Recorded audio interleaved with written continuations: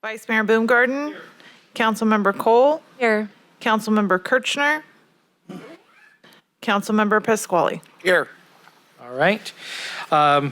The first items tonight on tonight's agenda is closed session. Mr. Chaffin, can you read our closed session items, please? Thank you very much, Mr. Mayor. We have 3 items for closed session this evening. The first one is public employee appointment employment pursuant to Government Code Section 54957.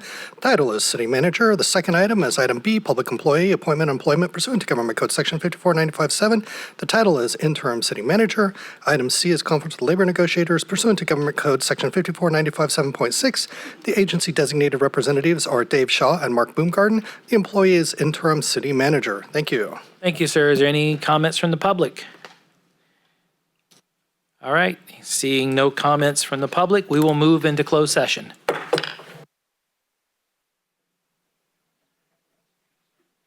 All right. Okay, we will call this meeting back to order.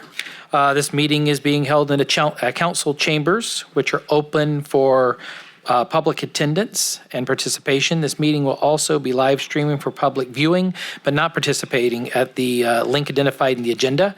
Emailed comments sent and received by the city clerk at least 24 hours before this meeting were distributed to the city council prior to this meeting. Can we have roll call?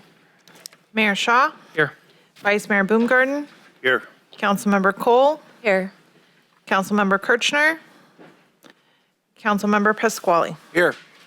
All right, tonight's invocation was supposed to be given by Adventure Church, but I don't see anyone here tonight. Johnny Burke, is he still here? Okay, you're here tonight, so I'll ask you if you wouldn't mind giving the invocation, and then Councilmember Cole, will you lead in the pledge following?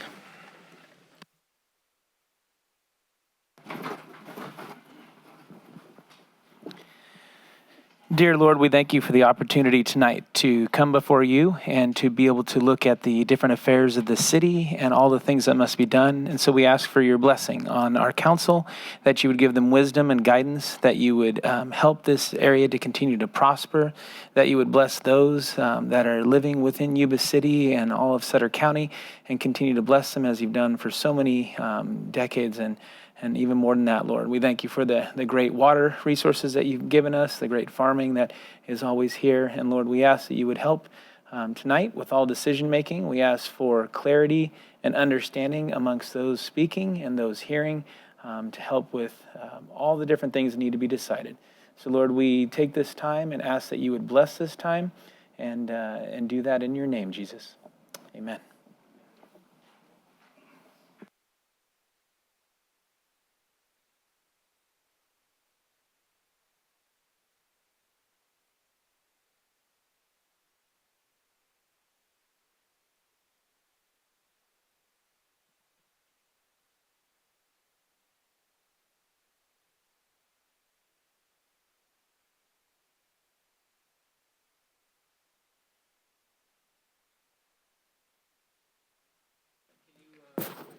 Mr. Chaffin, can you report out from our closed session? Thank you, Mr. Mayor. We have one reportable action for items B and C, and that is the ad hoc committee has been authorized to reach out to final candidates and bring back an item for city council approval if a preliminary resolution can be reached with those candidate or candidates. Thank you.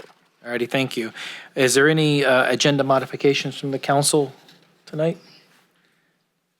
Okay. The only modification is we will take agenda item 2 in place of 3. So we're just going to switch 2 and 3 tonight. Okay. So we'll move on to ceremonial presentations, and we have Megan Anderson with Sutter Animal Services Authority. And Megan, thank you for being here, and you have the floor.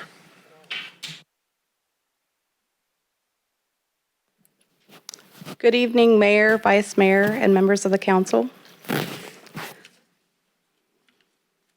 I'm Megan Anderson. If you don't know who I am, I'm Sutter Animal Services Authority's manager. So tonight I'll be talking about Sutter Animal Services Authority and how our financials are broken down. SASA is unlike other departments within the city of Yuba City because we're a joint powers authority.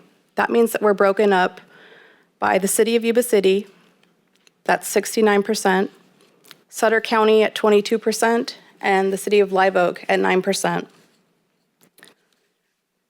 Our facility houses animals 24 hours a day, 7 days a week, and that's requiring multiple staff members to clean and care for the animals.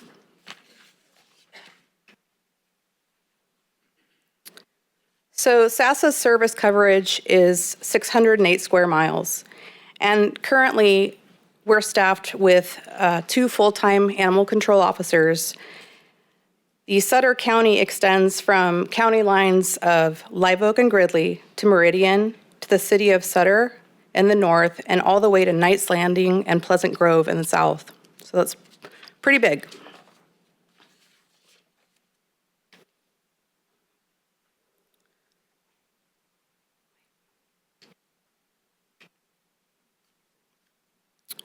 So in regards to SASA's operations, I just kind of wanted to let you know what things are like at the shelter right now.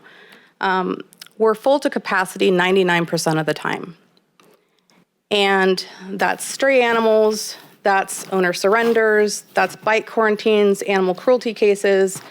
We assist police and sheriff. We intake animals from arrests, and especially when we're doing the river bottom sweeps and things like that, we take in those animals, and sometimes it could be 19 at a time. So as far as SASA's costs go, our cost increases look like veterinary supplies, vaccinations, spay and neuter surgery supplies, medications for sick and injured animals, emergency vet care, cruelty cases where animals need immediate veterinary care, injured or sick-owned animals, and food and supplies. So with the large number of animals and increased puppy population, which makes it harder for us to house animals and takes up more space, more vaccinations must be given, and more staff time is dedicated to cleaning due to larger volume of animals in each kennel run.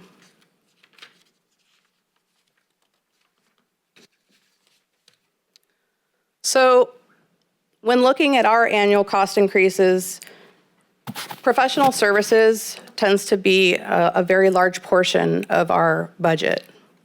We have contracted veterinarians that are at SASA one day a week. We also have cremation services, local veterinary clinics, emergency care, different items at our facility that help maintain the care of animals. We have a contracted lawyer that's different from the city of Yuba City. We have our own contracted lawyer. And then we've got animal control trucks that cost a lot of money in fuel. The facility, maintaining it costs a lot of money. That's a lot of water, that's a lot of energy, but we've got to keep things clean. So, like I said, a certain level of care for stray animals and impounded animals is required by law. So we cannot allow a sick or injured animal to remain untreated while under SASA's care. If you're asking, why we don't just, get rid of an animal, why don't we just euthanize an animal to save money, which I know that's not what you're asking, but California law requires animal control to hold animals a legal period of time, and that's unless they're irredeemably suffering.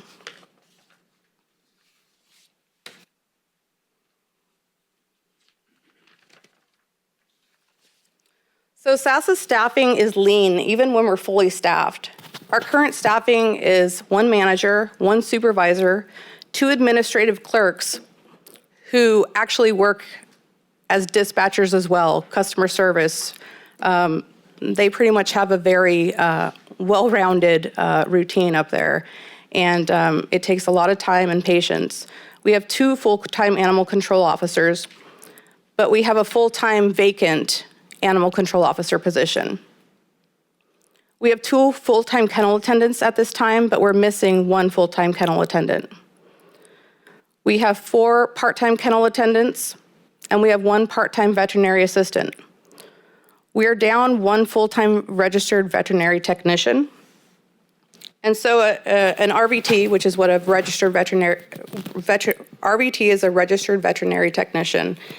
And an RVT is needed to perform surgery with a contracted veterinarian. Our supervisor, luckily, is a licensed RBT, and so that's been able to keep us afloat. We've hired a part-time veterinary assistant who's in school, and we anticipate her graduating and at the end of the year, and hopefully joining SASA at the end of that. Our ACOs work 8-hour shifts 5 days a week, and when they get home, they're still on call for emergencies for 15 hours more a day.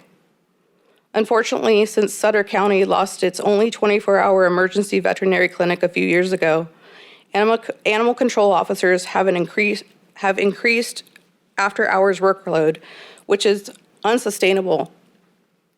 Sometimes getting called out 3 times a night with multiple other phone calls in between from police and sheriff.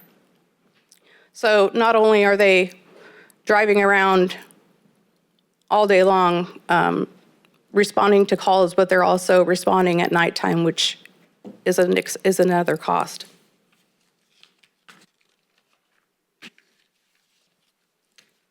So this slide here is showing you the last 2 years, and the budgeted salary amount versus the salary saving the last 2 years. We've actually had extra money at the end of the year, at least $104,000 at the end of the year, and that was just from salary savings alone. So with SASA being down more staff members than normal, and 3 of those being full-time, you can see here that that circled number, or that circled chart right there, is showing you that we anticipate having additional funding at the end of the year, just like we have the previous 2 years. But we have far less remaining full-time staff at this time. So when looking at the total budget versus our savings over the last 2 years, again, in the orange section there, you can see that we've had a savings at the end of each year. So again, we anticipate the same thing happening again. Does anyone have any questions? Through the mayor. Megan, when you do cremations, do you do them in bulk or do you do each individual animal? It's in bulk. It's in bulk. Okay, so you're saving there. What's my other question?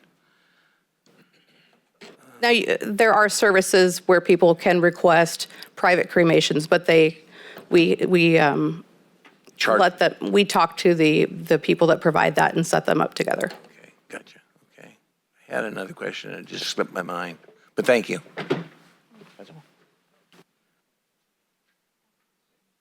Through the mayor, I was curious about the 69% in the beginning. Would you say the Yuba City calls are in proportion to the budget?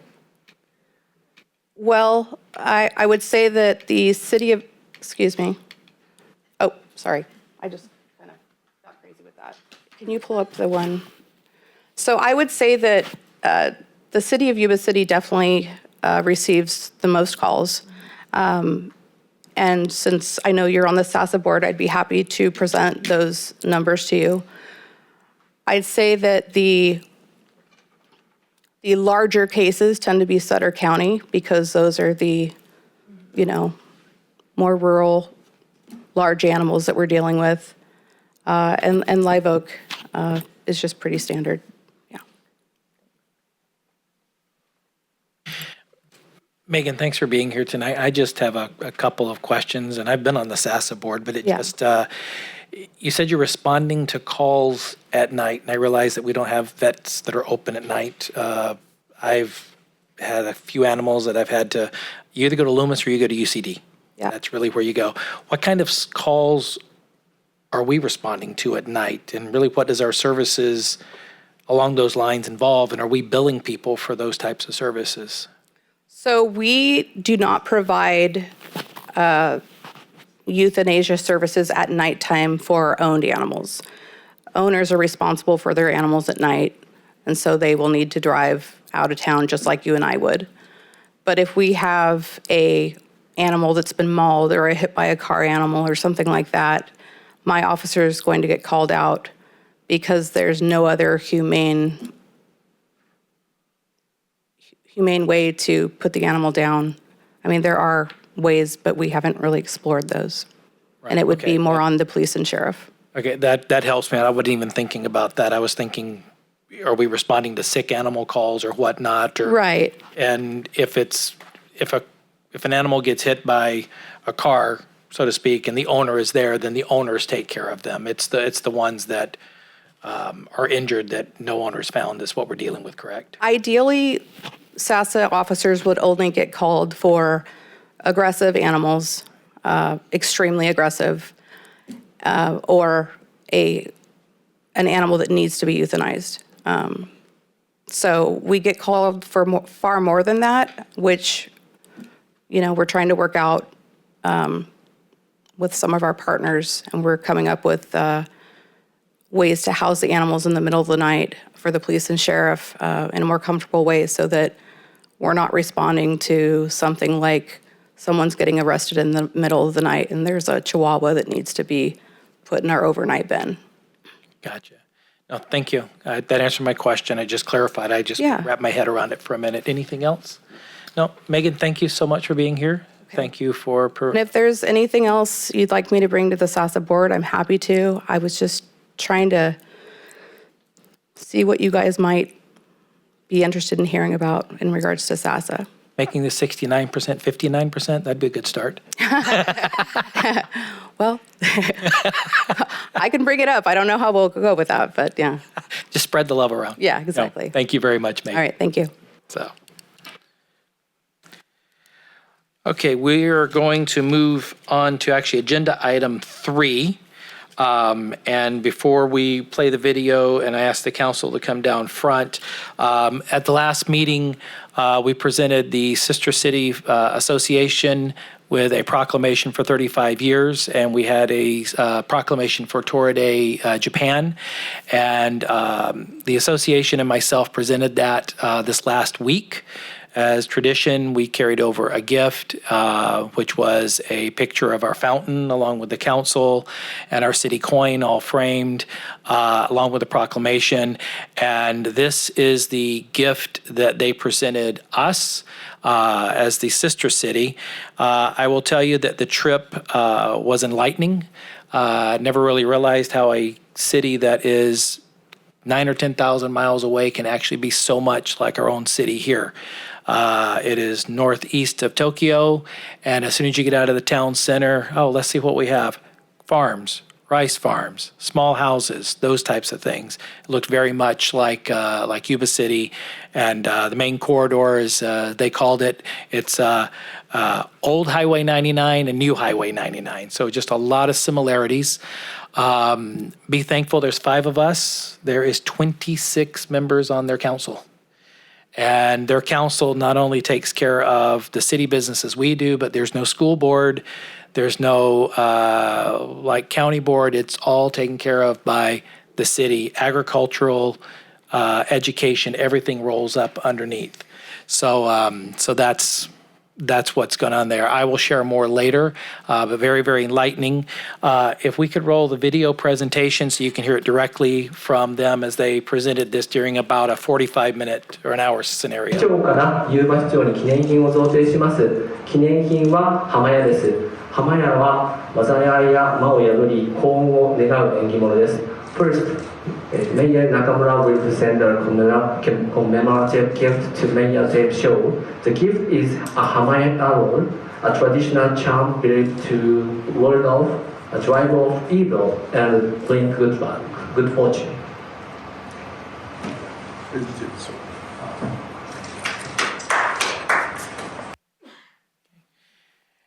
And if I could entertain the council to come down front, I'd like for us to take a picture so that we can send that back to them, that we brought it back and presented it.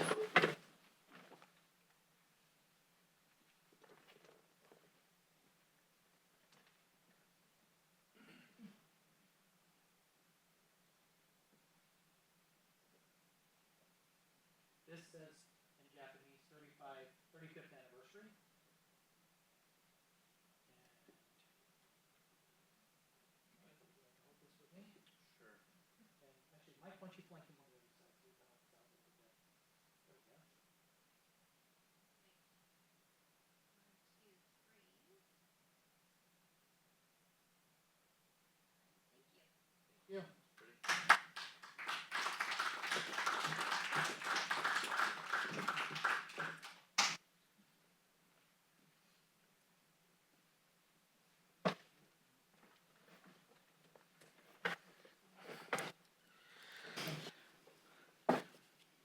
All right, we will move back to agenda item 2, and we're very privileged tonight to have SACOG with us, and I would like to ask our Vice Mayor, Mark Baumgarten, to give an introduction as he's our representative on SACOG.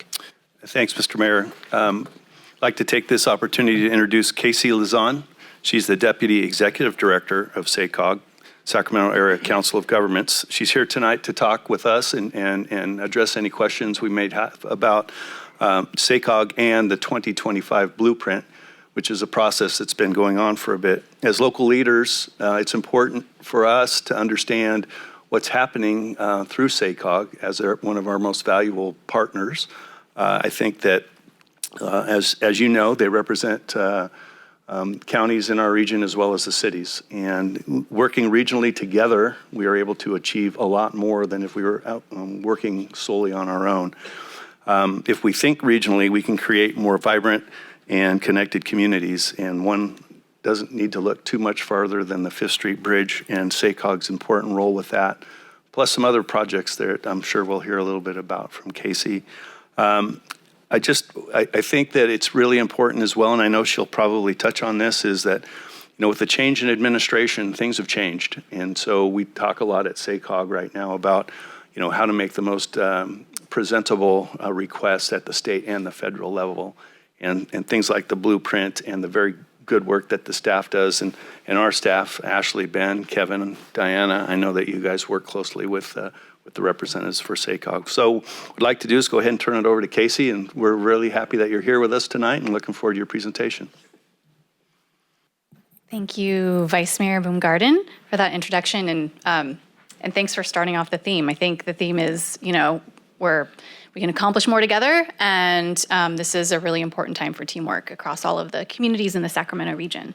But I should start first with why I'm here today, to talk to you about, give you an update on our blueprint plan, which is it's the long-range transportation plan that SACOG has to update about every 4 years. It's a requirement under state and federal law. We have been working very hard with your staff, with all of the SACOG board members, and so I'm going to talk about where we're at with that. But first, just to reorient us, the Sacramento Area Council of Governments is made up of all of the cities and counties, all 22 cities, all 6 counties in the Sacramento region. That's what you're seeing up here. It's the only organization where all of the cities and counties in the region come together twice a month, once at the board meetings and then during committees, to carry out the charge of SACOG, which is long-range transportation and land use planning for the region, coordination, and also coordination on transportation funding as well.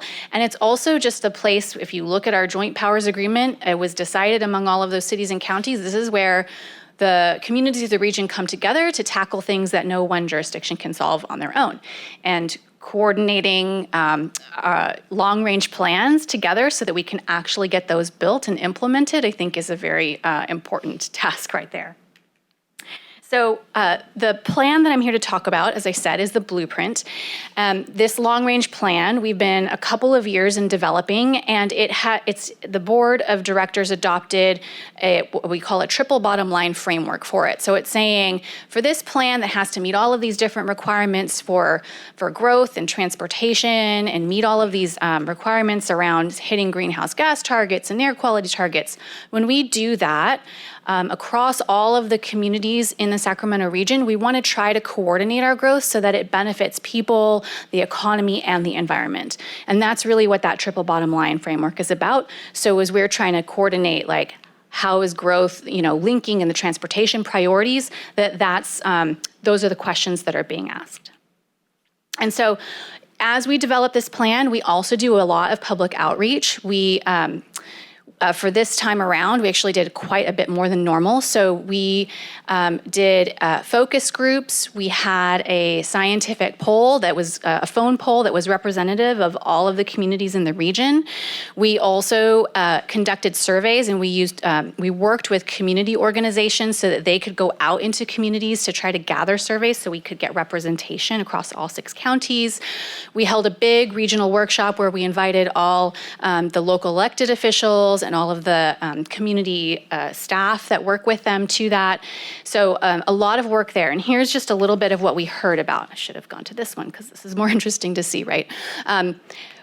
Some of the things that we heard, this kind of tries to capture all of what we heard into some themes. And I think at the bottom line for all of these different themes, I won't go through each and every one of them, but it's that really people want to have options. They want to have options for where to live during all of the different stages of their life. They want to have options for how they get around. They want to have communities there where they can, have great things to get to.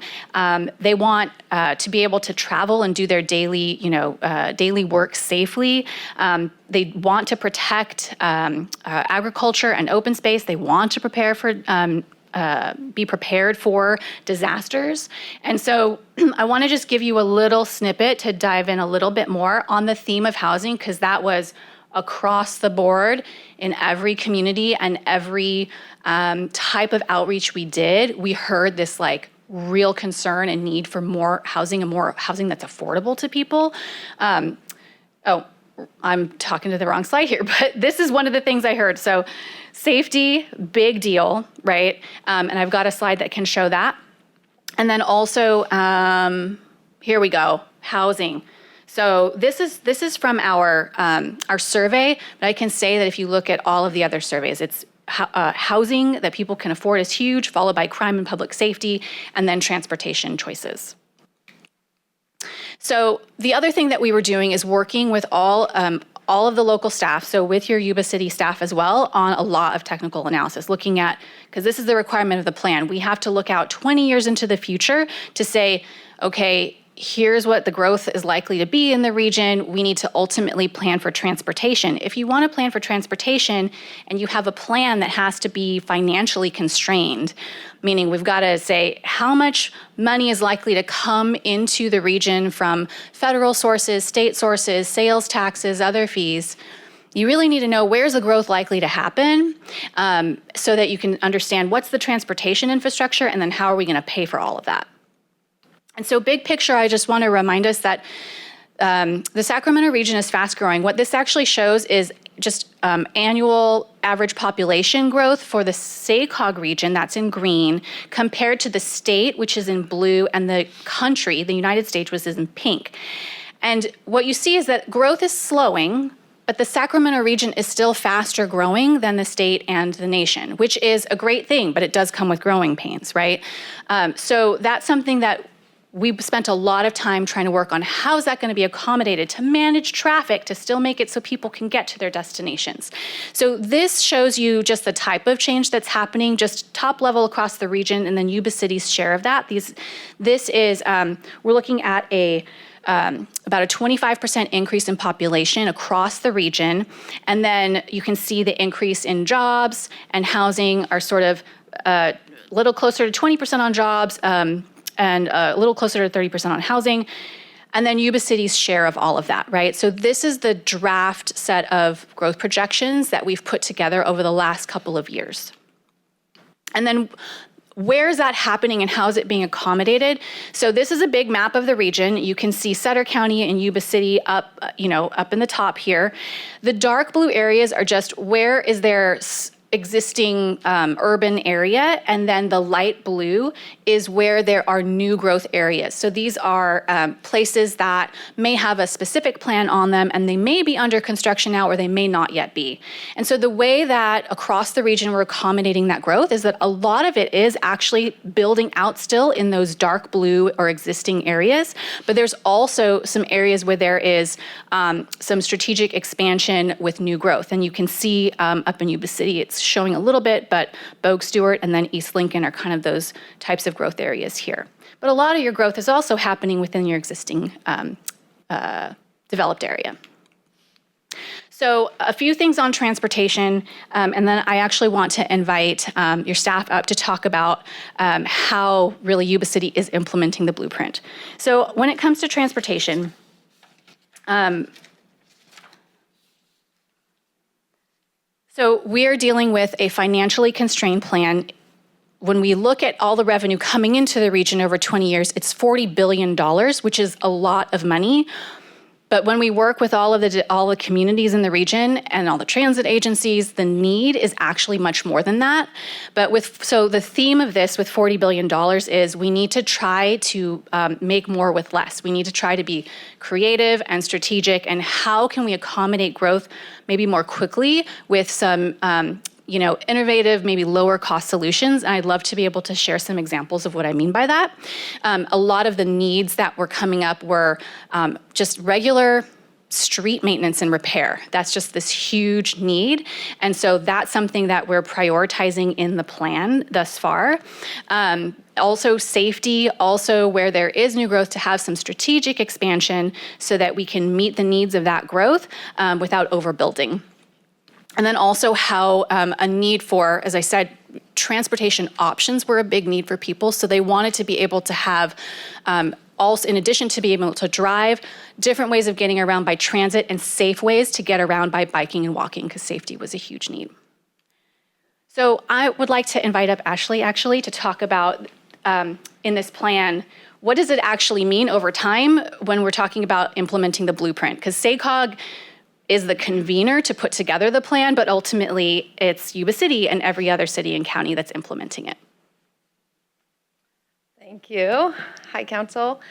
So I'll just briefly talk on some of the great projects that we've worked on in Yuba City with the help of SACOG. The first one, which is a example that you can see as you're driving down the streets, is in our harder development area. So that large sewer line that is being constructed to facilitate housing development in that area that's been planned for 20 plus years is in big part in thanks to SACOG. Additional projects that we've highlighted in the blueprint to have in our strategic plan are a trails network. So the picture here shows the crossing across the river, but having a regional trails network which extends our Sutter bike path through Yuba City to the levee trails, and then as well focusing on our downtown area for infill opportunities. That is a continuation of the work that Planning Division is doing with the general plan update, working on the zoning update, and then working on the Central City specific plan update as well. So really highlighting and focusing in on the downtown so that we can improve the quality of life for our residents. Yeah, no problem. All right, I'm wrapping up here. So a couple of examples from transportation, as I talked about, there's a lot of need, there's not necessarily a lot of funding. Here's a lot of what we've heard, and it mirrors really the outreach as well as what we have been working on with, as I said, all of the staff across the community. So we need to prioritize maintenance and repair of our existing transportation system. There's a lot of concern about just safety traveling, and so prioritizing that. And then looking at technology solutions this is sort of funny wording, but to make the most of existing road capacity. And I want to give you an example of that. In El Dorado County on Highway 50, the road that goes through Placerville has 3 stoplights on it. And for the longest time, Caltrans and the jurisdictions, the communities there had thought about, well, we need to build an elevated highway there.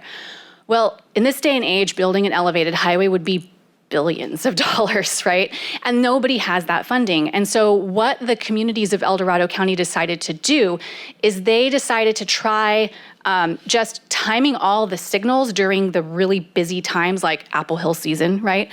Or when people are going up, on the weekends. And so they turn them all green, and then they're able to route existing traffic in different ways. And it has worked out amazingly well. They started out piloting it and they planned it, they were going to pilot, and then a fire happened. And so that was their first piloting of it, and it worked amazingly well for evacuation. And so this is one of those technology solutions that actually solves a problem, helps to achieve the vision of the plan much faster than they had otherwise been able to do. And then lastly, prioritizing lower cost and quicker projects. The example I want to share here is actually just across the river. The city of Marysville was trying to figure out how to reduce some congestion in their neighborhoods because they were getting a lot of cut-through traffic. They got a grant from SACOG to just do like a test, right? They built up with some hay bales. We call it a quick build, but a rerouting of traffic so that it wouldn't go through the neighborhoods. It has been amazingly successful. It's actually made people feel safer who live in the neighborhood, and nobody's complaining about the fact anymore. They've gotten used to it, but the fact that they can't cut through the neighborhoods. So with that, I just want to wrap up with the timing, because as I said, we're partway through this process. So we've developed the draft growth projections, the draft transportation projects, and we are now developing the draft plan. So that's where all the policies and the implementation strategies are going to be written in. We're developing the environmental impact report. May is when the SACOG board is scheduled to release this for a public comment period. And then, and that'll be a 60-day period. And then we'll have the final plan moving forward to the SACOG board for adoption in November. And with that, I'm happy to answer any questions.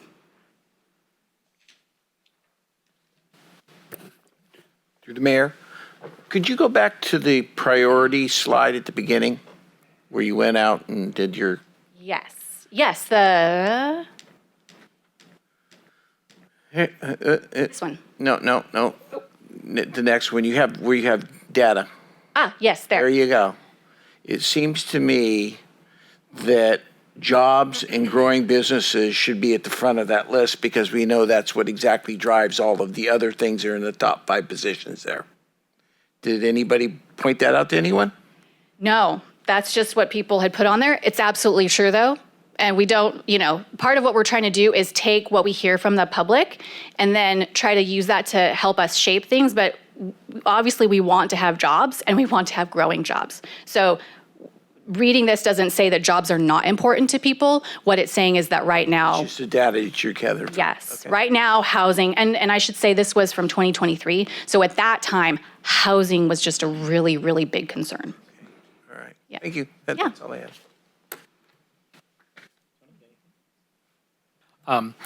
Thanks for coming tonight. Just a couple of different things pop in my head and help me with SACOG, because SACOG centers around transportation and flow and such.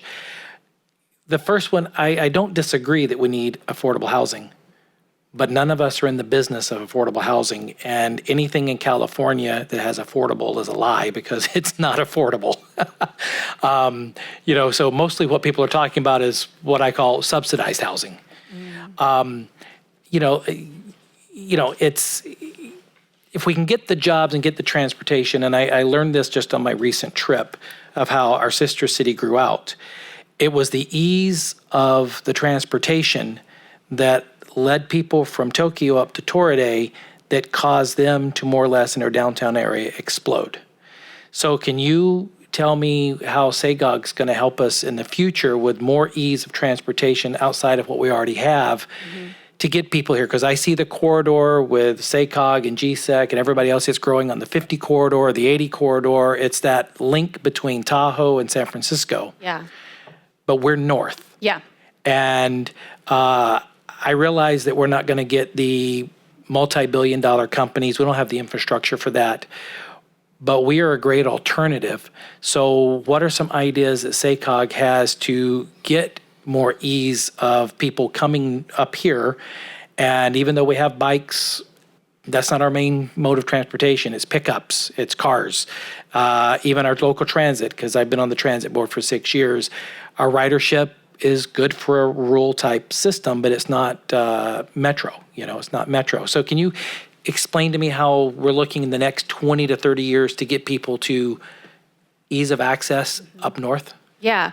So a couple of things I will, and I want to clarify one thing. When we're talking about transportation choices and giving people options other than the car, that is not to say that people won't travel by car still, mostly, right? Like by 2050, in this region, most people are going to travel by car. And so the question is for everyone who might not be able to or want another option, are there viable options? So I just want to make sure that we're not thinking this is an either or situation. Because again, like what we hear constantly, right? Both from you as elected people, of representatives of your community, as well as just when we reach out to the public, is that people want choices. They want options, right?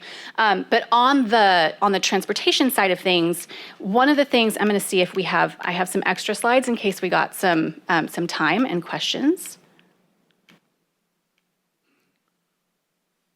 Okay. So this is one of the efforts that we have going on.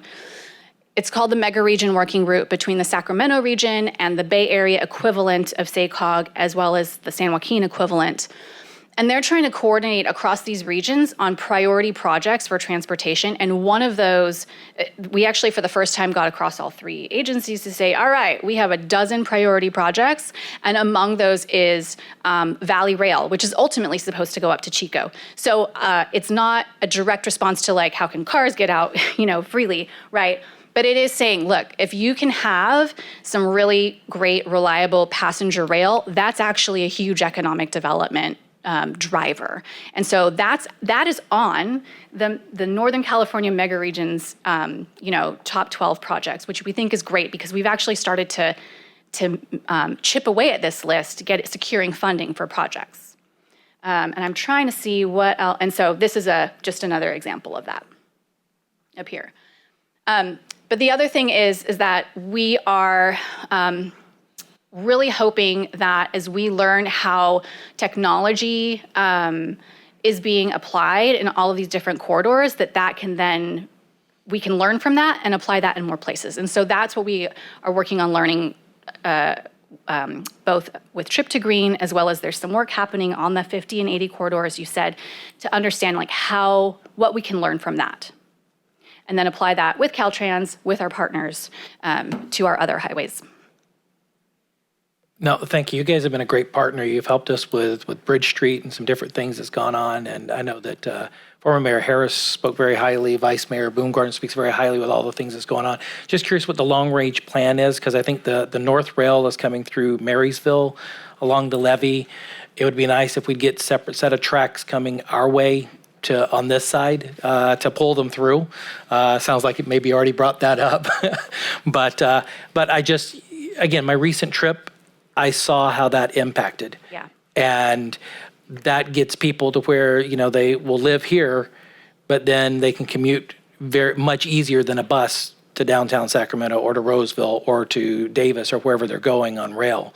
And it would be just a reminder, we're north. Yes, and absolutely. Across all the agencies, I see the 850-80 corridor, but 99 goes north. Yeah. Well, we've got it in here, and that's and so we appreciate actually former Councilmember Harris and now Vice Mayor Boomgarden, right, coming to represent Yuba City and frankly the Yuba and Sutter region, right, because we know that there's a need to make sure that you're included and you stay connected, right, because you're an important part of the economy. Sure. Thanks, Casey, for coming up and the presentation. I think the old cliche of if you fail to plan, you plan to fail. And I think, SACOG, in the time I've been associate, he's an alternate and now as the designated representative, it is a interesting dance between the big power players on SACOG, Sac County, Placer County, Roseville, Sacramento City, et cetera, and then not Chico, but Yuba City and Yuba County. I know that there's definitely been, I feel it anyway, and I know Sean felt the same way, is that we aren't a stepchild. But the reality is that there's a lot more users down in that area. So it's one of those trying to be equitable to everything. And it was an interesting, in case you probably remember, there was a pie chart that got shown up about how the funding has been distributed. So there's a percentage, I believe it was of road miles, and then there was a percentage of how much the funding has gone through, and it was almost spot on. So, the percentage of miles of road that we have and the amount of money that's been available in our percentage really correlated pretty darn close. Oh, right. Population and road miles. Yes. Yeah. So, I think the big takeaway right now in a very challenging in fiscal environment, you're not going to. We're going into the state funding round, so those Those things will start coming out in March, I believe that is. So our staff will start doing their due diligence and their great work. But how that money's dispersed, and this year, there's a certain amount that comes to us in Sutter County, but there's also a regional pool. And this regional pool is designed to try to take care of projects that are regionally beneficial. So whether we partner with Yuba County or Yolo County or Sacramento County for that regional pool, and that's going to fluctuate year to year, but we're definitely engaged, and I give great kudos to our staff because I consistently hear that from the SACOG reps is that our stuff that's submitted to SACOG is stellar. So with that, we start the funding round stuff, and that should be interesting. Yes, definitely. And when we go through that, we will be providing assistance to Yuba City, to any community that's very heavy assistance to make sure that you're able to present all of your priorities as clearly as possible so we can keep on keeping that, that good regional balance. So one last thing I'll say is that I believe we're going to be limited to 3 projects to submit per agency. The application. Applications, yeah. So it's not like you flood it with a bunch of stuff. We need to prioritize in whether we work with Sutter County or not, or with Live Oak, et cetera. Those are local determinations that we're going to need to be making over a relatively short period of time. Thank you. Trust me, I was on the funding working group, and it came through loud and clear that even these other cities that you hear all the time about, those roads are great when I go down there. They've got the same maintenance and repair issues that we have, and so that's a key thing. And this funding setup is intended to take care of some maintenance and repair as well. All right, anything else from the council? All right, thank you for joining us, and thank you for all the great work and the collaboration between SACOG and Yuba City. I look forward to our future, so thank you. Thank you very much. Okay. We will move on to agenda item 4 for appearance citizens. You're welcome and encouraged to participate in this meeting. Public comment is taken on action items appearing on the consent calendar or the business items on the agenda when they are called. Public comments on any other items within the scope of the city's jurisdiction, including items not listed on the agenda, will be considered at this time. Public comment is limited to 3 minutes per speaker. Members of the public submitting written requests at least 24 hours prior to the meeting will be allowed 5 minutes to comment per speaker. Repetitive comments may be limited, and large groups are encouraged to select representative to express the opinions of the group. We did not have any preliminary turned in. I do have one speaker's card, and that is for Sarah. Is it Dillett? Dillett? All right, perfect. If you would like to go up to the podium, you have 3 minutes. Please state your name and address for the record, please.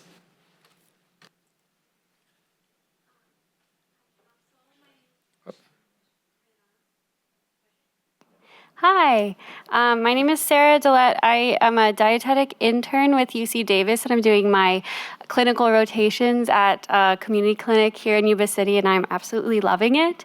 I'm an active member of the California Academy of Nutrition and Dietetics, and the state is certainly overrun with a lot of like wildfire stuff right now. So the registered dietitians and other nutrition professionals are really relying on the cities this year to declare March as National Nutrition Month. And our goal at the state level is to get over 100 cities to declare it with this proclamation that I'm here to read. I think it's really meaningful to the population of Yuba City because this year's theme on food is connection. Food connects us in all languages, and I think that this identity as a very much agricultural region is important to our citizens. So with that, I will read the proclamation. Whereas food is the substance by which life is sustained, and whereas the type, quality, and amount of food that individuals consume each day plays a vital role in their overall health and physical fitness, and whereas better nutrition is related to improved infant, child, and maternal health, stronger immune systems, safe for pregnancy and childbirth, lower risk of non-communicable diseases such as diabetes and cardiovascular disease, and longevity. And whereas there is a need for continuing nutrition education and a community-wide effort to enhance healthy eating practices. And whereas Food Connects Us is the theme for National Nutrition Month 2025, which serves as a reminder that food is a connecting factor for many of us. Food connects us to our cultures, our families, and our friends. Sharing a meal is an opportunity to learn about its preparation, who made it, and where the ingredients were sourced. Health, memories, traditions, seasons, and access can all impact our relationship with food. While these factors influence the foods we eat also affect our health. Now, therefore, the City Council of the City of Yuba City does hereby proclaim March 2025 as National Nutrition Month in the City of Yuba City and encourages all citizens to join the campaign in an effort to achieve optimum health benefits from the transformative power of food and nutrition.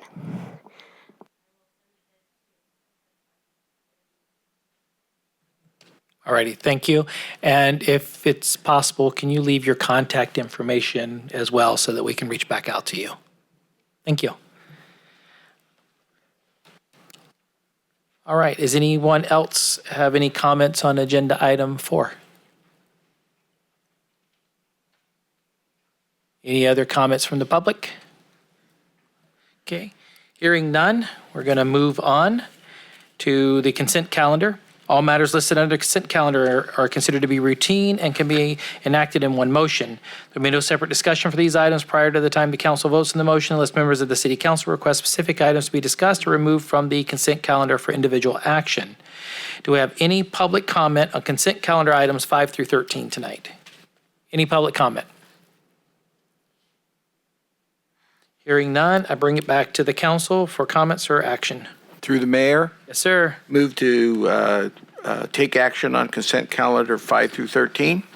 I have a motion. Do I have a second? Second. I have a motion and I have a second. All those in favor say aye. Aye. All those opposed say nay. Ayes have it. Motion carries. That takes us to your business items. Number 14, sell and transfer of carryover water supply to San Gorgonio? They call it the PASS agency, The Gorgonio. Pass Water Agency, whatever. Mr. Moody, you have the floor, sir.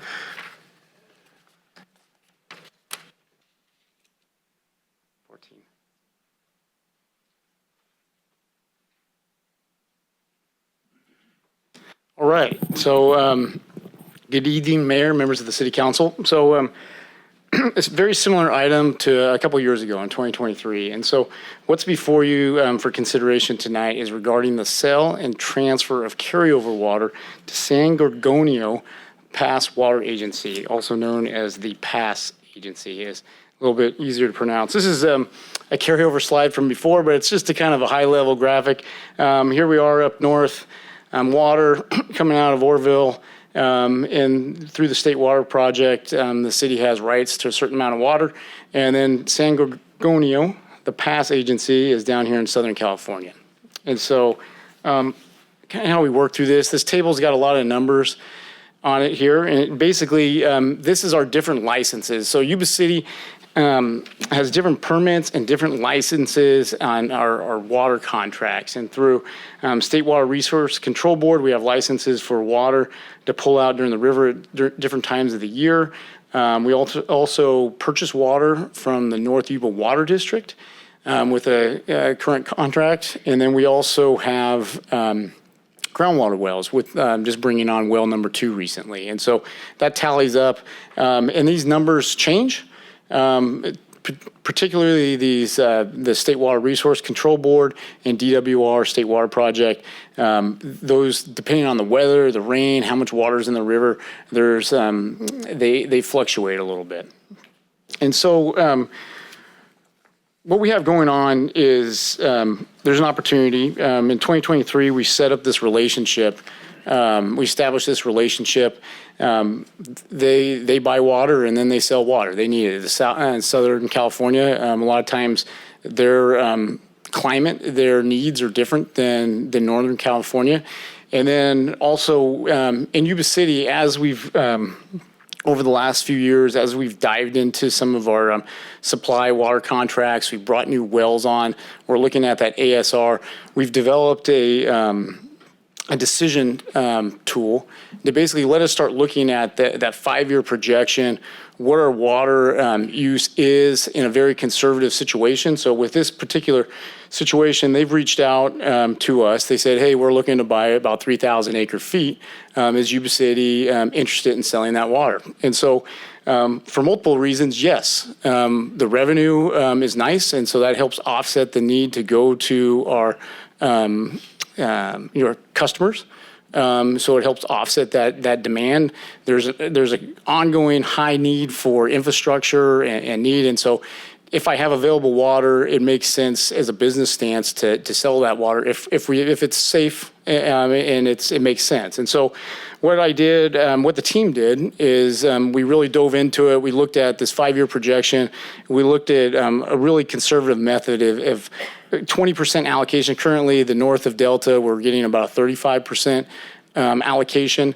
Looking at that in a drought timeline for 5 years, not even bringing into consideration the groundwater wells, not bringing in some of the recent discussions that North Yuba Water is a amenable partner, that they want to continue keeping our business where we buy water.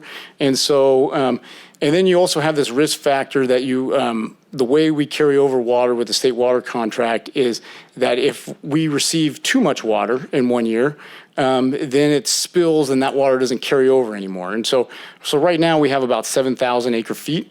That's a water bank that's basically in its San Luis Reservoir is where they do the accounting. But if there's too much water that we had in a couple years ago, once that spills, that resets that number to 0. So looking at this, looking at being in a situation where we have water rights that I feel with a conservative projection put us in a good state. Right now, when we did this from 2 years ago, we have about 3,000 more acre feet. And we also have brought on the well, and we've also have some other, where our allocations are at. I feel comfortable that it makes sense to recommend this tonight. So I could go on and on about water and how much San Luis Reservoir, San Gorgonio Pass Water Agency. I guess let's talk about the price. And so 2 years ago, we sold it for $175 an acre foot. When we started this discussion, I said, what's the going rate? And so we talked to one of our consultants that represents a lot of state water contract providers. There's also some north of Delta providers that we reached out to, said, hey, what's the going rate? And they pretty much told us it was between 200 and 250. And it really, in the market's softening a little bit because of, atmospheric river just came through. And then there's this, if you wait too long, is that need that they have down south might be different. And so where we landed was 225. So in the middle, so basically the recommendation is $225 an acre foot up to 3,000 acre feet from that bank. It gets a little complicated as far as if all of it will be sold or not. It has to do with timing as it goes when you work through the state. Once you get the agreements put in place, then they have to actually transfer it into the aqueduct and physically move it. And sometimes it might not be a full 3,000 acre feet. If we get enough time, it will be. If all of a sudden we get a huge atmospheric river, that might get cut short. So the language in the resolution say up to 3,000 acre feet. So if we sell all 3,000 acre feet, it's about $675,000, which is significant. That's a significant revenue for the year. And so I'm hoping to look at this being somewhat maybe of a business model that we start really looking at every year, that is there an opportunity to cash in on some of that and leverage our rights that we have under the state water contract in some of these existing water resources that we have versus the demand to the south. And so with that, I'd like to recommend A, B, C, and D, and I'm happy to answer any specific questions. Thank you, Mr. Moody. Any questions from the council? Yes. Thank you, Mr. Moody. Does anybody else come knocking on our door to buy the water besides those guys? You know, they haven't, but we haven't really started marketing it, to be honest. And so as we kind of develop this decision tool that we could kind of do this stress test and forecast out 5 years, and we start plugging in the numbers into the spreadsheet about how much we have available through groundwater, how much we have available through the allocation, it kind of helps us project what availability we have. And so I'm hoping into the future we could start doing that. And then really what I learned this time around is we probably need to be more proactive. So we're starting to put this in place in December or January, because what's happened the last couple times is it starts to turn into a crunch time, and you lose some of that that value as we're getting into spring and the weather conditions change a little bit. Thanks. Any other questions from the council? All right, we'll open it up to public comment. Is there any public comment on item number 14? Any comments from the public? Hearing none, I will bring it back to the council for further discussion or action. Through the mayor. Yes, sir.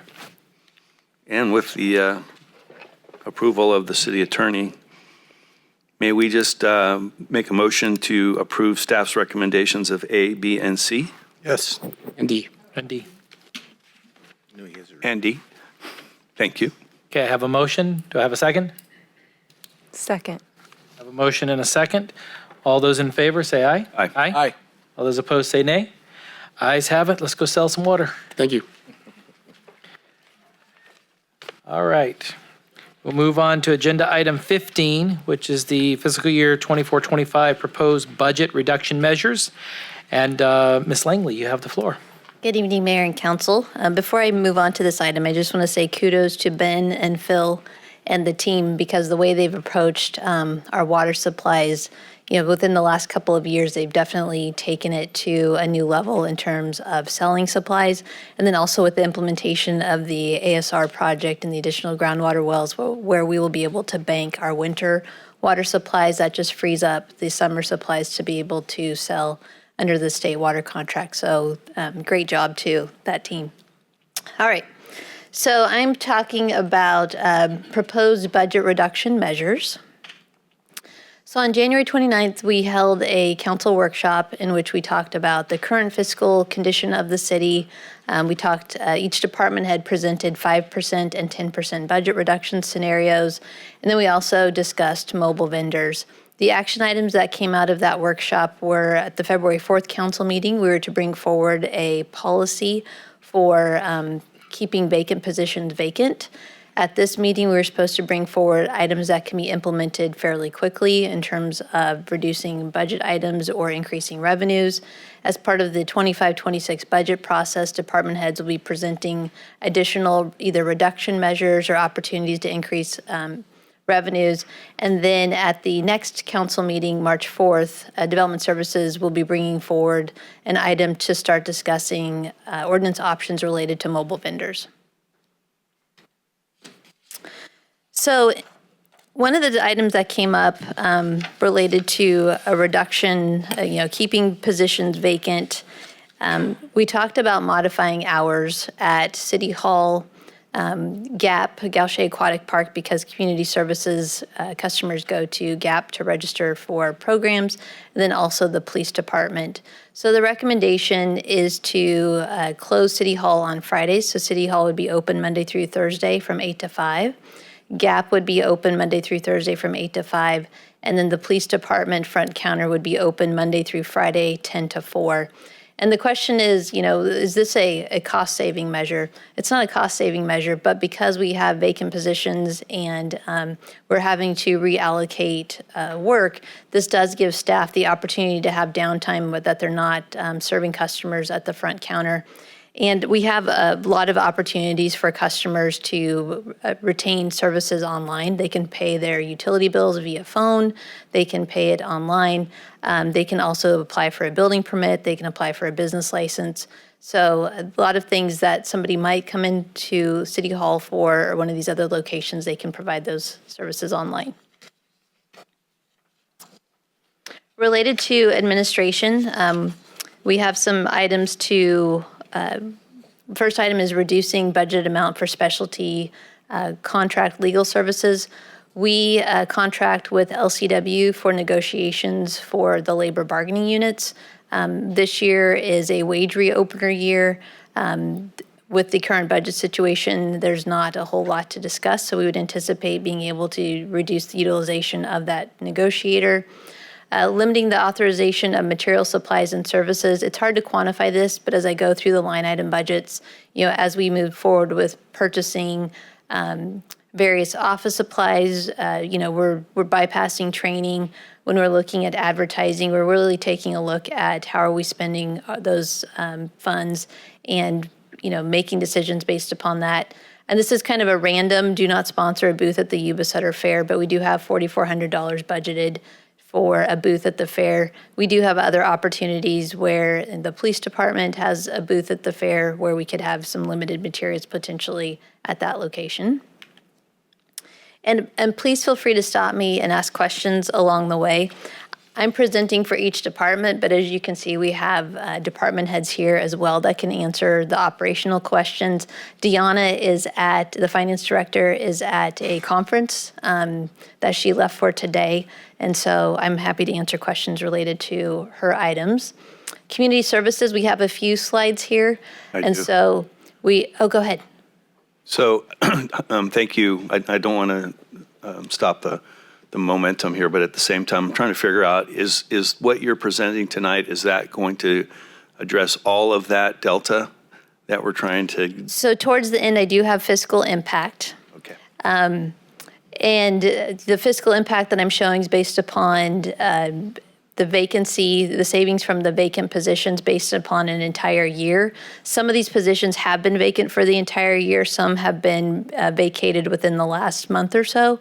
And so I can give you kind of an estimate of what the savings is going to be just on the salary savings alone. Okay, thank you.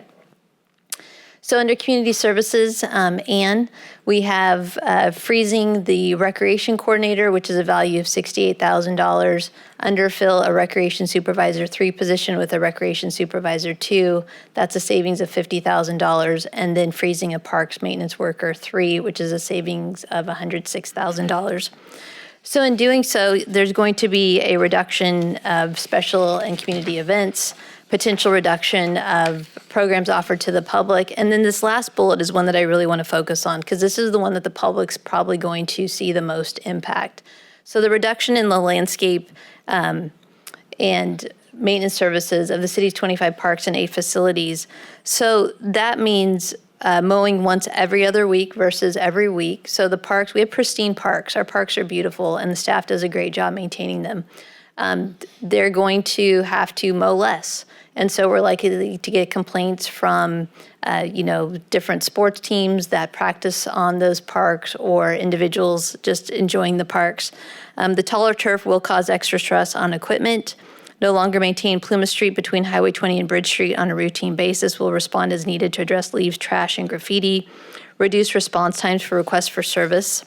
At Feather River Parkway, we'll have minimal staff presence. Trees and shrubs along trails may become overgrown. Bathrooms will be closed. Anticipate increased graffiti and trash. And then the lighting and landscape maintenance districts, which I have a slide related to this, we would anticipate increased assessments for lighting and landscape maintenance district 4 and anticipate reduced services for lighting and landscape maintenance district 2A. So again, in all of these items that I'm discussing related to community service, I think that the public's going to most see the impact related to how we maintain the parks. The next item is reduce park maintenance extra help. The cost associated with that's approximately $31,000. How the public's going to see this impact is right now, if you go to a park, typically early in the morning on the weekend, you see a parks employee that's out there dumping the garbage. They're doing an assessment of the facility to see, is everything in good repair? Is somebody, strewn trash all over the park? They're cleaning it up. That work would not take place any longer. And with that, they also prepare for park reservations over the weekends. We would not accept park reservations over the weekends.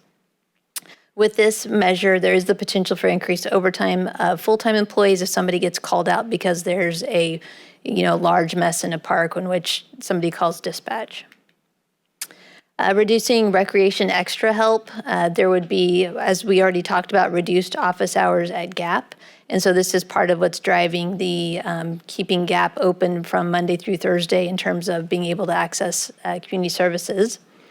Transition a portion or all of the landscape maintenance services for Lighting and Landscape Maintenance District 4, which is at the north end of Stabler Lane, and Lighting and Landscape Maintenance District 2, Zone of Benefit A, from contract services. So Landscapes by Stencil currently provides that service to Parks maintenance staff.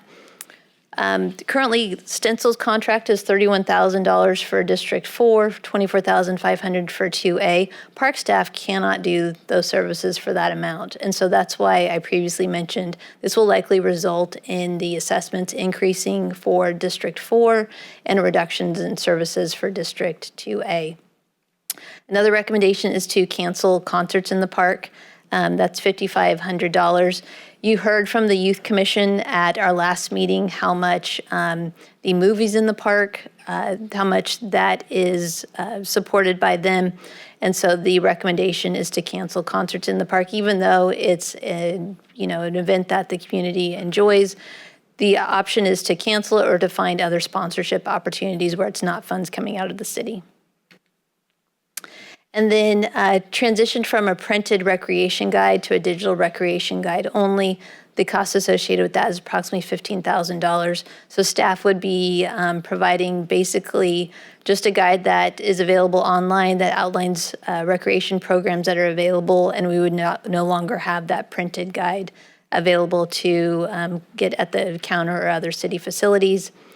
This next one is defer credit card service charges for credit card transactions at the front counter to the customer. Currently, when customers register for programs online, they pay the service fee associated with a credit card. If you come to the front counter, the city's paying for that service fee. And so this is one item that we recommend bringing before the revenue ad hoc, as well as other items that I'll discuss, to transfer that cost onto the customer. Ann and I had a conversation last week about, if you go to Gap and you want to get a swim pass for the day, currently that would be $8. Tacking on the service charge is going to be an additional approximately $2. And so, or if you go to the snack bar and you want to get a snack, you're going to pay an additional $2. So we were talking about how can we simplify that process so maybe they only get charged once, or really encourage people to use cash instead of their credit cards. Any questions about community services before I move on? Through the mayor. So I was curious about the frequency of maintenance on the parks. I think what concerns me is the wear and tear on the machine. So could it be a possibility to, or I don't know how much it would save, but maybe being able to mow 3 times a month and just schedule that out? Potentially, but if you look, so going back to the fiscal outlook that we provided at that January 29th workshop. So public safety is approximately 63% of the general fund budget. Community services is the next large portion of the general fund budget. And so if you're going to make cuts and you don't want to impact public safety as much as other non-public safety departments, you really have to focus on community services. And so, these are the things that can be implemented pretty quickly. When Ann goes to prepare her budget for next fiscal year and is proposing additional reduction measures, all of those impact staff. And so just based upon their sheer workload, it's going to require that they program the work out so that they can get that defined amount of work done in the time that they have. And so their recommendation is every other week. They talked about whether or not it could be every week and a half instead of every 2 weeks. That's something that's going to have to be evaluated as they start to take on more maintenance responsibilities. So. Yeah. Ms. Langley, through the proposal there, our real savings is the contract savings, because we're no longer going to have the contracts. But then the big key to this is going to be avoiding overtime. Correct. Because we could eat up the cost on that. So It's going to be very, very fluid as we work through that. It may end up being once every week and a half, once every 2 weeks. It could, at times, depending on what's going on, it could be once every 3 weeks. Because as we take over the landscape maintenance districts, that's going to move the manpower around. Right.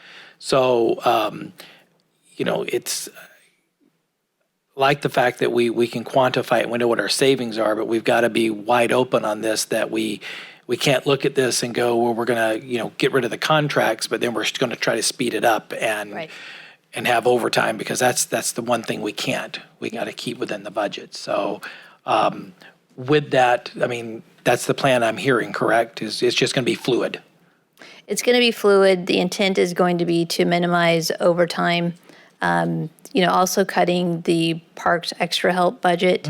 You only have a defined number of employees to do a larger scope of work, and so that means that the type of work that you're doing decreases. So the quality of work has to decline, and that's just honestly going to kill that staff, because they take such pride in the facilities. But that's what's going to be necessary to make the reduction measures that have to be done to be able to perform the work within the time and budget that they are going to have available. Absolutely, and I agree 100%, because you know that our parks and stuff are so pristine, and our facilities maintenance is outside. Everything is just pristine, like there's not a budget shortfall. Right. So this is going to hurt, and it's nothing against the crews. They do a hell of a job, and this breaks my heart as much as it does anybody else. But we're going to have to start looking at these. So. Right. All right, so moving on to development services, freezing a plans examiner 1-2 position. This is a position that's been vacant all year. This increases the need for contract plan review services, but the anticipated savings is $112,000. Previously, Ben has brought forward a discussion item related to implementing planning fee increases. So the proposal would be to have those increases in place by July 1st.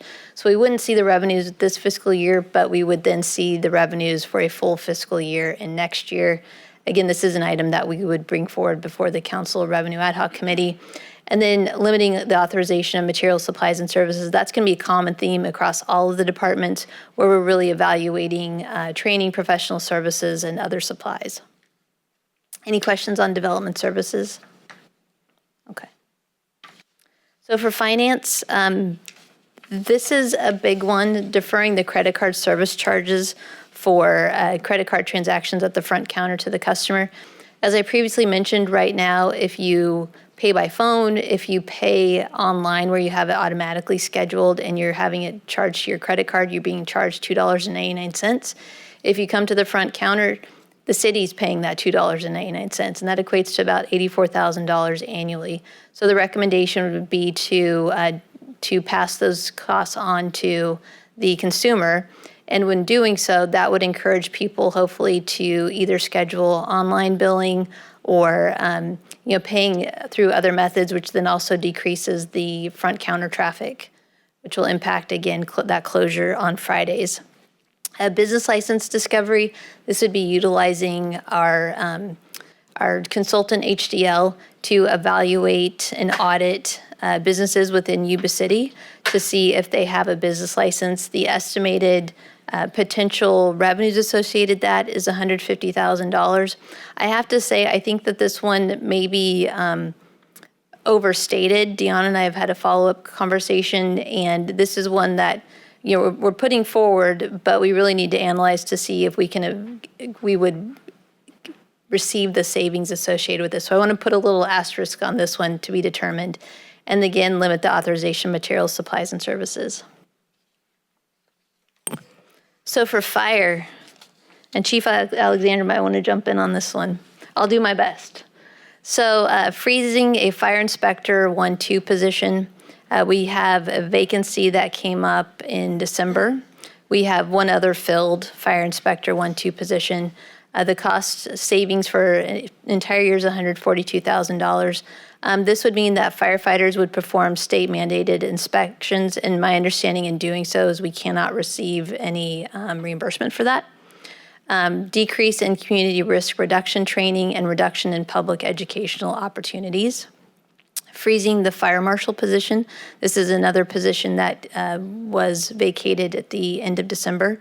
This will increase the need for contract plan review services, delay permit inspections, and then also limited fire investigations. I have to also note that this pushes some of these duties onto Chief Alexander and Chief Hubbard, but the value of that position is $227,000, but it will need to be offset by some contract services.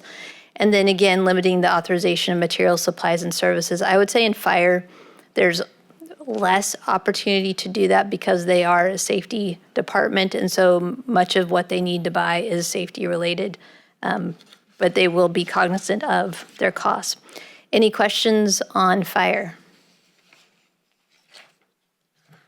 And again, all of these items that I'm bringing forward are items that would be implemented this fiscal year to receive the savings now. The assumption is that these would carry on into next fiscal year, and then again, as part of the budget process, additional reduction measures would be added. Ms. Langley, question, the first one up there, the fire inspector 1, 2. You talked about not being able to do things and have them reimbursed. Do we get reimbursed now for doing some of those, and what's the parameters around that? I'll let Chief Alexander respond.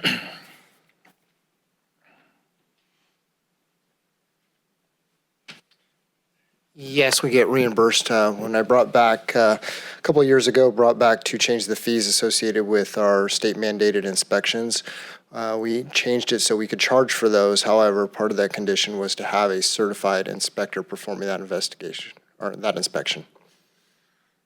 Okay, and those duties would fall back on command then, yourself and the other chiefs? No, those inspections we would have to kick back to line staff. That's the engine companies. Be performing that, and they're not certified inspectors. So we would not be able to charge as outlined in the ordinance. Okay, and I take it it's probably a pretty good process to become a certified inspector? Yes. Okay, that answers, you know where I was going, I'm done. I have a question. This is for Ms. Langley. Okay. So I look at this in reality, I don't remember having the fire marshal up there as a cut position. But even if we started a recruitment now, the likelihood of that getting filled before the end of the fiscal year, that's my question. Very unlikely to get it filled before the fiscal year. And I would say probably similar for the fire inspector chief. That's affirmative.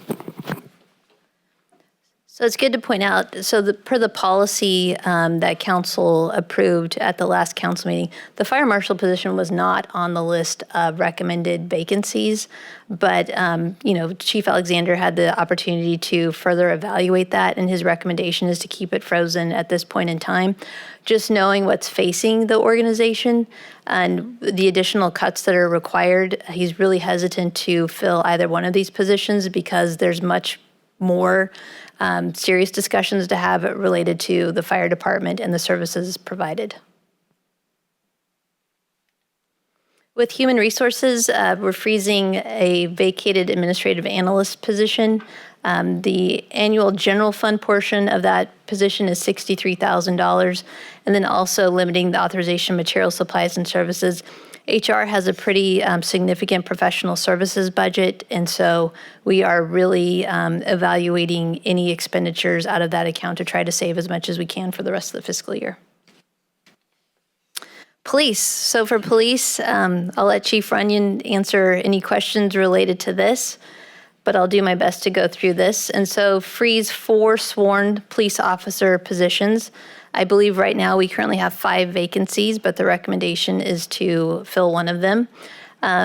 There will be changes in patrol associated with this, such as animal problems only respond to active aggressive animal calls, no patrol response for civil standbys, all misdemeanor property crimes and vehicle burglaries with no suspect will be referred to the online reporting tool, no response to non-injury collisions unless blocking the roadway, and absorption of transient-related calls, which is approximately 10% of the call volume, will mean less ability to solve and respond to these calls in a timely manner.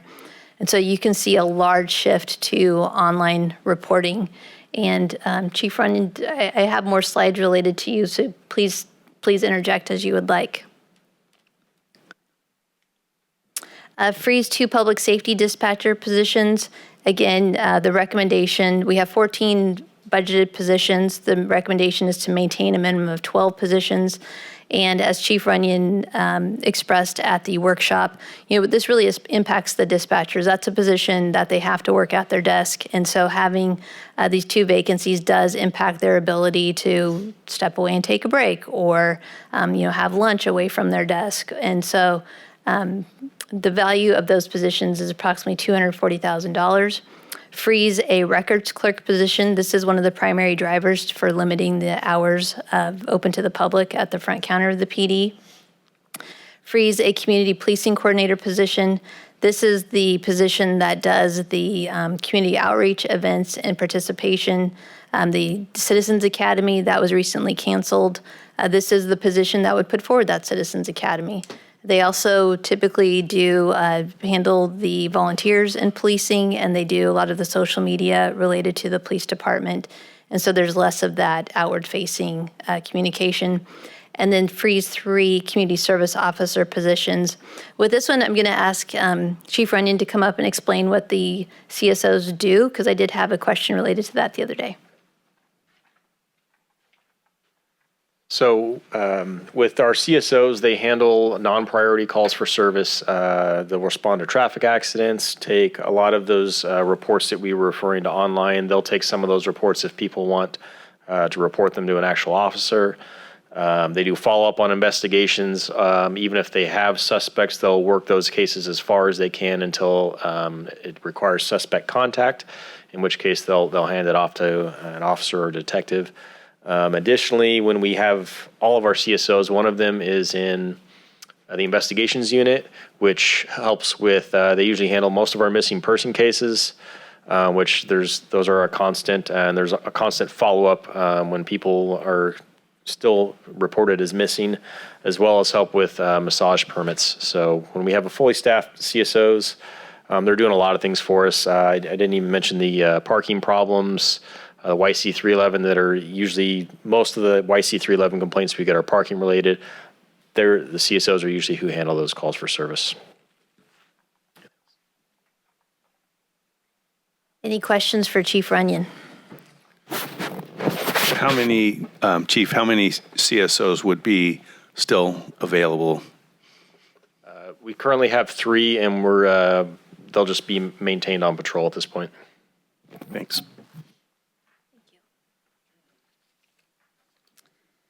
All right, next is Public Works. And if you recall with Public Works, the majority of that department is funded through other funding sources, water, wastewater, streets. And so under the reduction scenarios, it was pretty limited. One is reallocate one building maintenance worker to another vacant position. The estimated savings, general fund savings of that is $44,000. We do have so this is a filled position. But recently, one of our building maintenance workers is filling in on a temporary basis the vacant building inspector position. And so, the intent is to try to find another location for this employee. And then also transition a portion or all of the contract custodial services to city staff. So currently, we have a contract custodial services that maintains the senior center, SASA, and GAP. The total value of that contract is approximately $86,000. And so under this scenario, we would either transition 1 or 2 or 3 of the facilities to city custodial staff. And that is then just going to impact the amount of work that the custodians can do at the other city facilities. And our custodians take such pride in their work. And, this will be also, it's going to be tough for all of the employees, but for them, they really take pride in how they maintain our facilities. And, going this route is going to be tough for everybody. And then again, limiting the authorization of materials, supplies, and services. And so with that, the proposed modifications will result in savings for fiscal year 24-25. So if you took all of those frozen positions that I put up there and they were frozen for an entire year, the value of that would be $2.4 million. Some of those positions have been frozen for an entire year. Some of them have more recently been vacated within the last about month and a half. And so I think it would be safe to say that you'd have at least 6 months of salary savings from these positions, so about $1.2 million. If you recall, when Deanna did the fiscal outlook for this fiscal year, we were at a deficit of about $1.2 million. And so we think with these salary savings, that will bridge the gap. And then that doesn't count the other items that were identified that relate to, extra help, material services and supplies. And so that should make that gap larger. Again, the revenue items will be brought before the revenue ad hoc for vetting and then be brought before the full city council for consideration before we implement those items.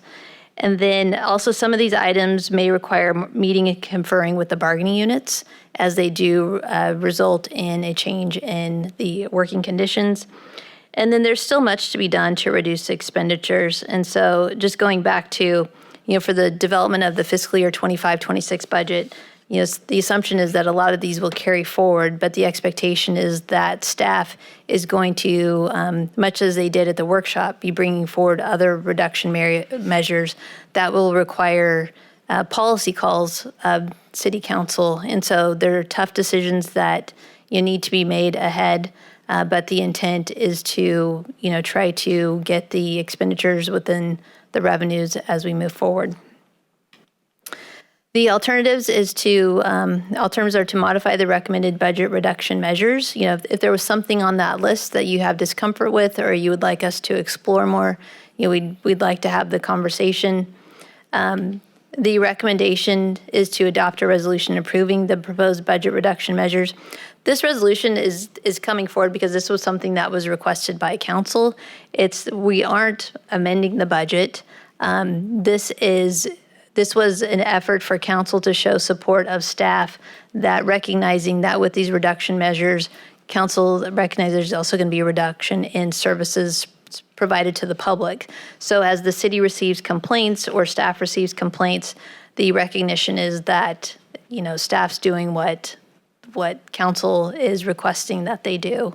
And again, with any of these items tonight, if you'd like further discussion, we're happy to have further discussion. Or if there's items that we didn't list, please let us know and we can address them. Okay. Is there any further comments or questions from the council at this point? Okay. Okay. Anything down here? Well, it definitely is a difficult decision-making process, but I wanted to say I appreciate all the staff and E-team because it's not easy to do that. And so the earnesty and seriousness with which you approached it is appreciated. I think considering the forecast of these next couple of years, let's hope that the valley is temporary, but we all know that there are going to be more cuts that have to be made. So thank you all for doing what you're doing and sticking it out. Okay. Mike? To the mayor. Yeah, no, this is very comprehensive. This is spot on what we discussed at the ad hoc and at the goal setting. And I think we're on a avenue that we're going to have to travel. So, yeah, thank you. Through the mayor, I think that, for those of us who suffered through the COVID experience, having parks closed and having services diminished due to whatever the reasons were, I guess that gives us a little bit of a framework of what we might expect because these mid-year budget adjustments that we're contemplating are going to have an effect. And I'm hopeful, as Councilmember Cole said, that these are relatively temporary, but I think, unfortunately, given the current climate, they're necessary. I think that, the frozen positions are a great step. I guess I have a quick question now, is what happens to positions that become vacant for the remainder of the fiscal year. What's the process that you envision the city going through to either fill or not fill those positions? Right, so council's policy direction that they provided on February 4th was that we would freeze general fund positions that are not frontline safety, fill general fund positions that are frontline safety or primarily funded through other funding sources such as water, wastewater, internal service fund, and grants. So anything that is forward frontline safety, we will continue to fill. Keeping in mind that, Chief Runyon has 4 vacant police positions that he wants to hold vacant for a little while. And then Chief Alexander has the vacant positions related to the fire inspector and the fire marshal. But per council policy direction, we could proceed with filling those, but other general fund positions would remain frozen. And when I say frozen, I just want to,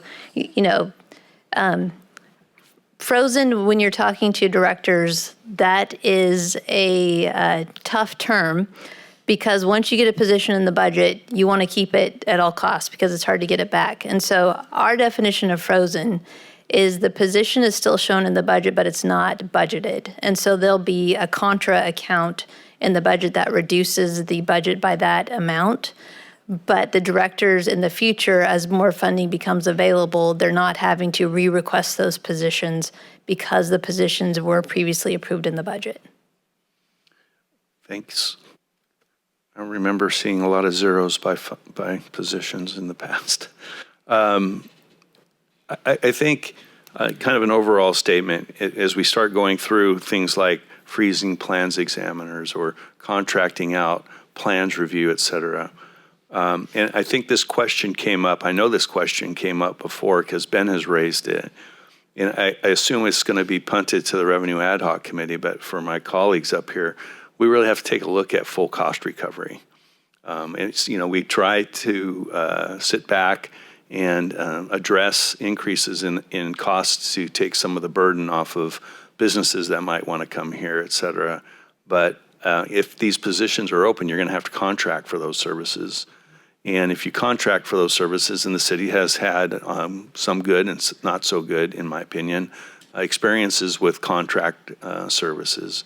But it's Ben, you brought it up first, which is, hey, look, if we're in a crunch, where is it that's reasonable, that doesn't kill business development or business growth or retention, for that matter, versus again, running at a deficit. I'm curious, I do have a question. I'm sorry I didn't bring it up before. I guess the one thing that sort of all of them jump out at me. I mean, obviously, a long history with the city, and I don't want to see us diminish any services at all, period. But I'm also a realist. The dispatchers, it seems to me that this has been, at least for the 6 years that I've been on the council, this has been a consistent issue in regards to trying to make sure that first point of contact for our citizens, not only on emergency things, but many other things that are going on. And I'm worried, I'm concerned about that level of service being maintained. So just to give you an idea, kind of where we've been, and you've been around the last several years, so there was a time when we were down to about 6 in there, and that was a very difficult time.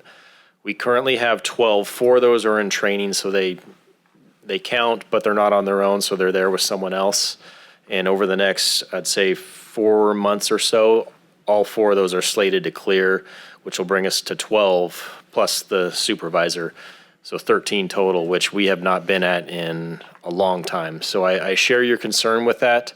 I'm optimistic with the climate we have going on in there, that things are going very well, and we seem to be retaining dispatchers.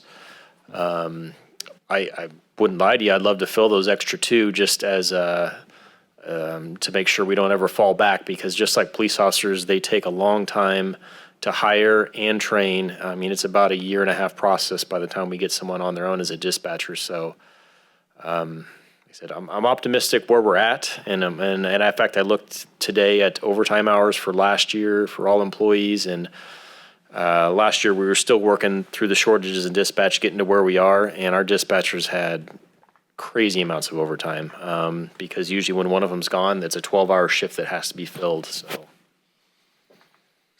The other thing, obviously, because of the recruitment and the lag, if you will, of a time that you hire a dispatcher and or a police officer to get them actually fully functional, the police officer one for me is also one that's kind of top of mind.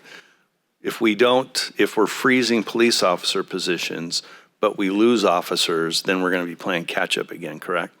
Correct. And to give you an idea of what I'm doing right now, we just tested in January for the July Academy. We have a list. We're still putting those people through backgrounds just to kind of see where things fall and if I have any projected retirements or someone leaving. That way I can put them in July and not fall behind like you're saying. And my goal is to keep wherever things fall, keep testing every 6 months so that we always have a list of people that we could send to the academy and not fall behind, because I have lived through those days where we didn't test and then you're even further behind than you were before. Okay. And I guess the other things that we've talked about, especially within the police department, like homeless liaison and other, those are still in effect and are going to be challenged, correct? Correct. So at the moment with those 4 that you saw up there, they're kind of distributed in different areas throughout the department, not necessarily the recommendations that I made. There's example, I have one at the task force that's not there, one in general investigations, 1 or 2 assigned to patrol. So that's kind of where my vacancies are at the moment. But it kind of shifts on a daily basis. It just depends on our needs, where those bodies are needed, and if someone's currently in a position.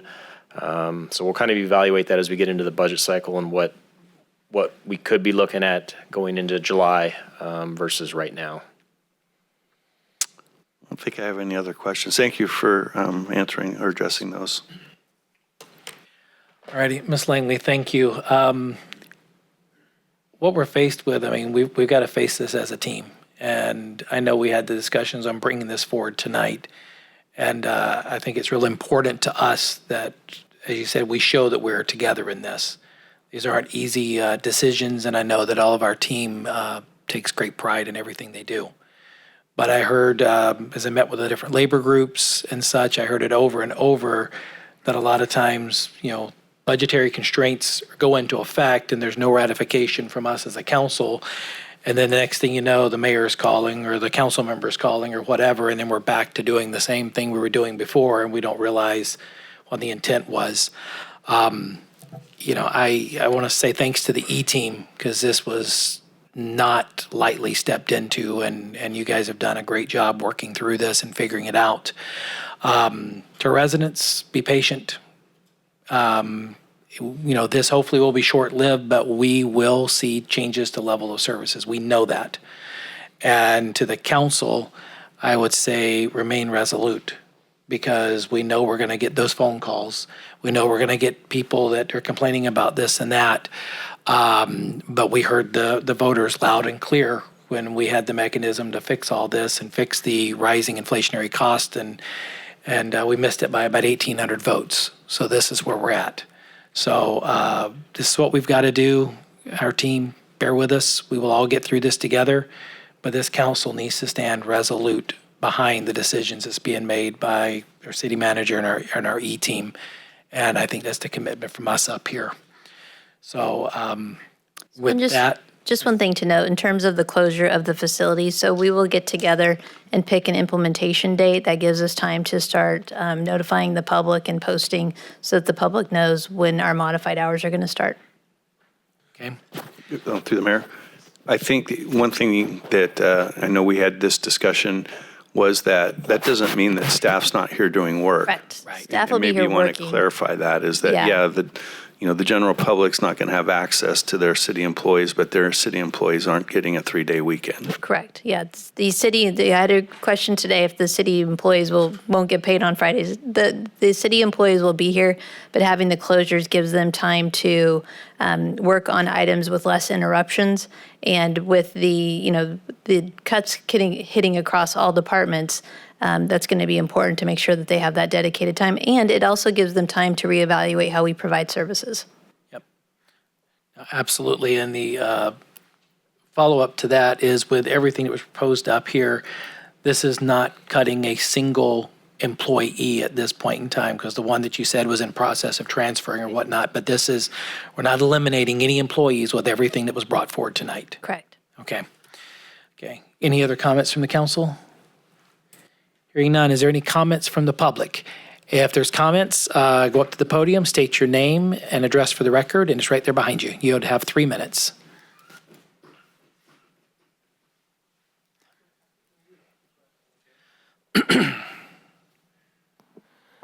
Manny Cardoza, Yuba City resident. I'm going to go by perception. I'm going to stick up for the Parks Department tonight. You want people to come here, buy homes here, live here. Yuba City is a beautiful place. If you don't take care of our parks, people don't want to live here because no cleanup during the weekends, mowing every other week. The parks are going to go, it's going to get bad. They're going to be ugly. We're going to look like a third world. It's going to be hard for them to catch up. So if you can, I would really push the issue on the parks to make our city beautiful, keep it beautiful, and that way people will come here and they will stay. Thank you.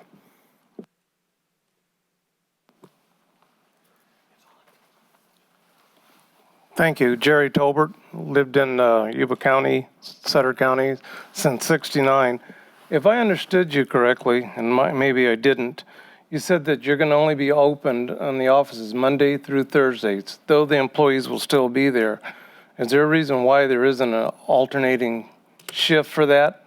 Can't you pull somebody and rotate so that there is coverage on Friday? Because if you're closing that down Friday for the public to walk in, then come Monday, you're probably going to really be inundated with the people who couldn't get there, or for those who worked and needed to get there Friday, wouldn't be able to. I'll remind, this is public comment, so please direct things here. I'm sorry. Because it's not a question and answer time. I would say what's being brought forward tonight is what our executive team thinks is the best interest in not only meeting the public's needs, but creating the productivity for our team to do everything that they need to do. So, Ms. Langley, do you have anything you would like to add to that? I do. So if we were to alter shifts so that you still have the coverage on Fridays, it doesn't limit the number of people that show up to the front counter. And if they show up to the front counter and they see there's a line and they see a bunch of staff sitting around and you only have 1 or 2 people helping them, they get really irritated and think that we're not doing our jobs and that we're ignoring customers. And so it's cleaner to be able to close it down. And so there's not that perception of we're just doing other things and not paying attention to the customers that are there to be served. All right. Also, they talked about the fire marshal and fire inspector. There's a vacant position or 2. So if that's the case, was he saying that the engines are now going out doing some of those inspections, though they're not qualified? Okay. Chief Alexander, would you like to address that, or would you like to take that offline? Okay.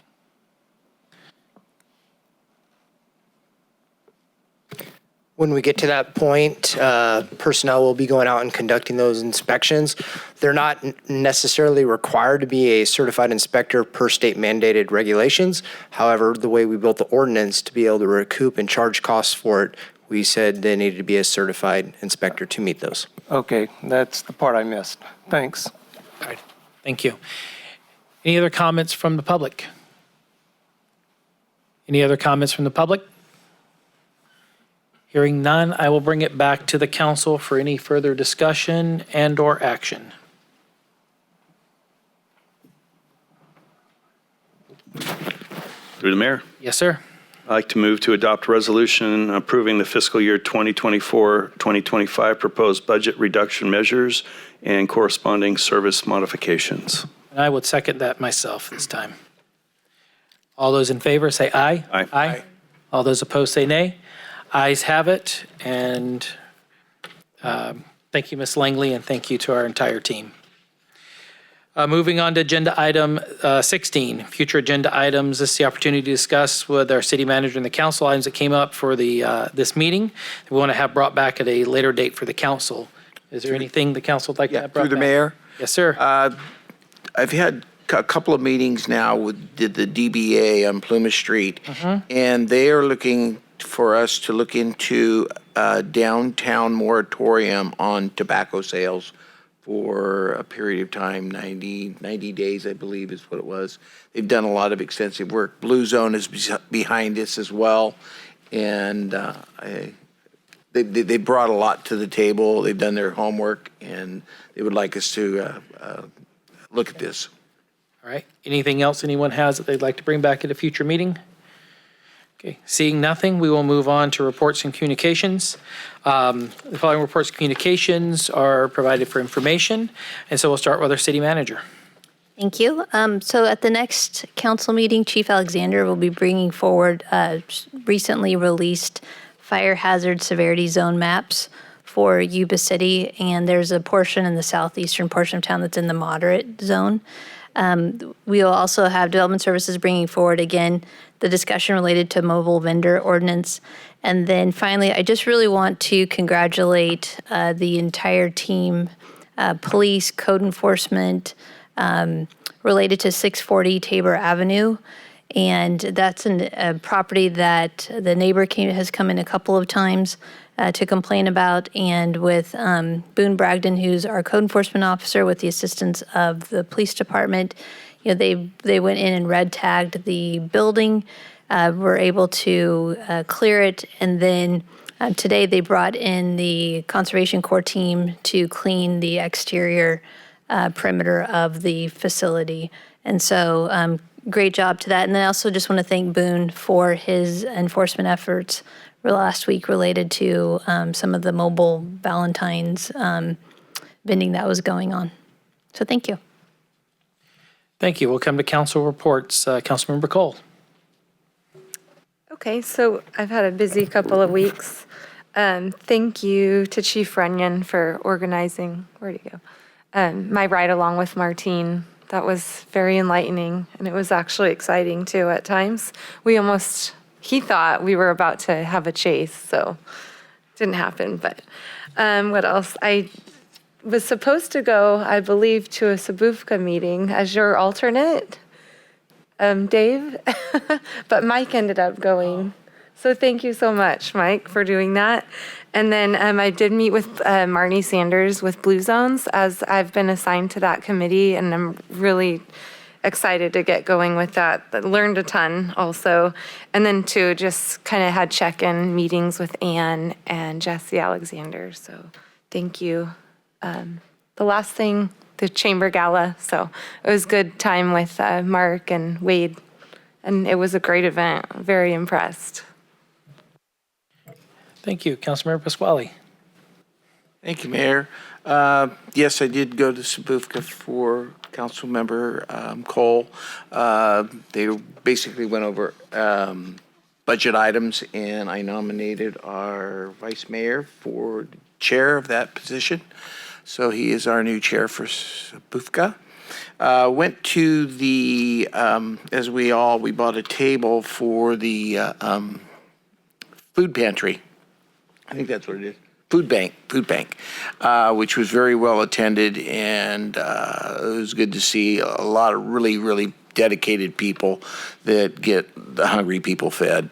The Tabor thing, I am so thankful for that. Those neighbors have been through hell with that whole situation, and I am appalled at Adult Protective Services that supposedly went and looked into this. That there is no way that the condition of that facility could have gotten as bad as it did in a period of a few months. It has been going on for years. It was appalling. I would let my dog live there. And shame on them. And they pushed those neighbors to their breaking point, and I'm so thankful that we stayed on it and everybody put the effort in. So thank you so much. With that, I'll conclude my report. All right. Vice Mayor. Thank you, Mr. Mayor. I did have the opportunity over the last couple of weeks to attend a few things. Councilmember Cole and I did attend an Arrive Alive fentanyl presentation.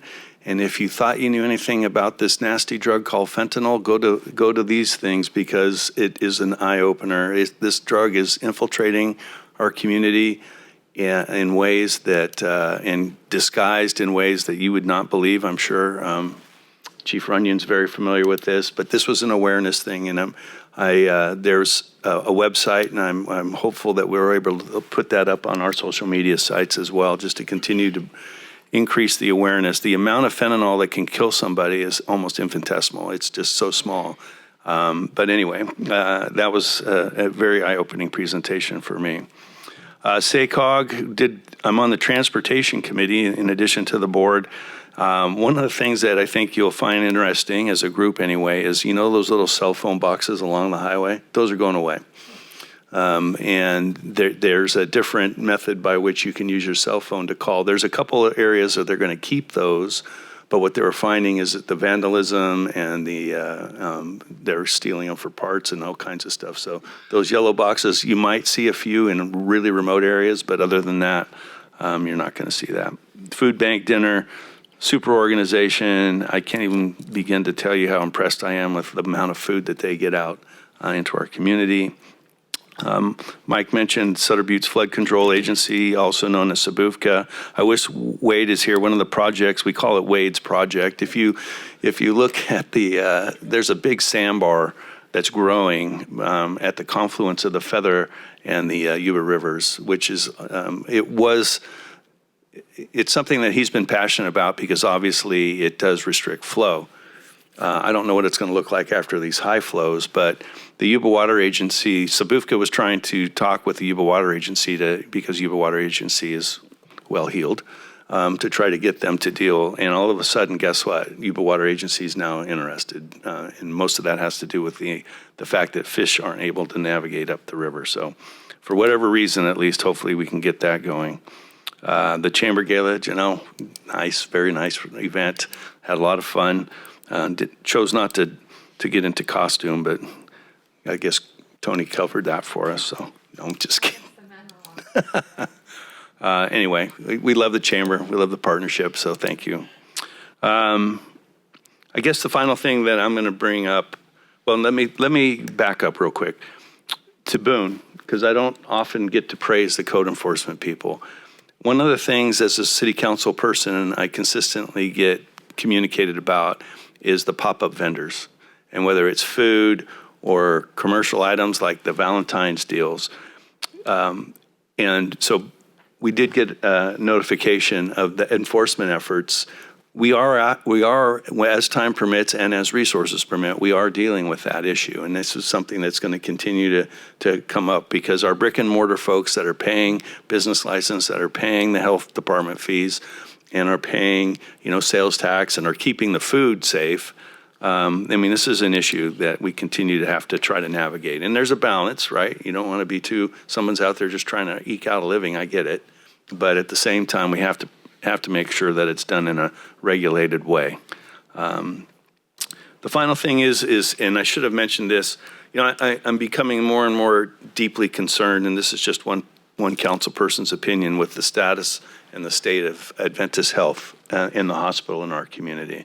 And I'm going to make a recommendation to the mayor right now that we discuss the possibility of an ad hoc committee to have city representation to go talk to the Adventist Health to figure out what the heck's going on over there as far as healthcare in our community. When I was at a Sikh community event, I hear about it. When I'm at a chamber gala, I hear about it. Some of it obviously is stories. Some of it has probably got some truth to it.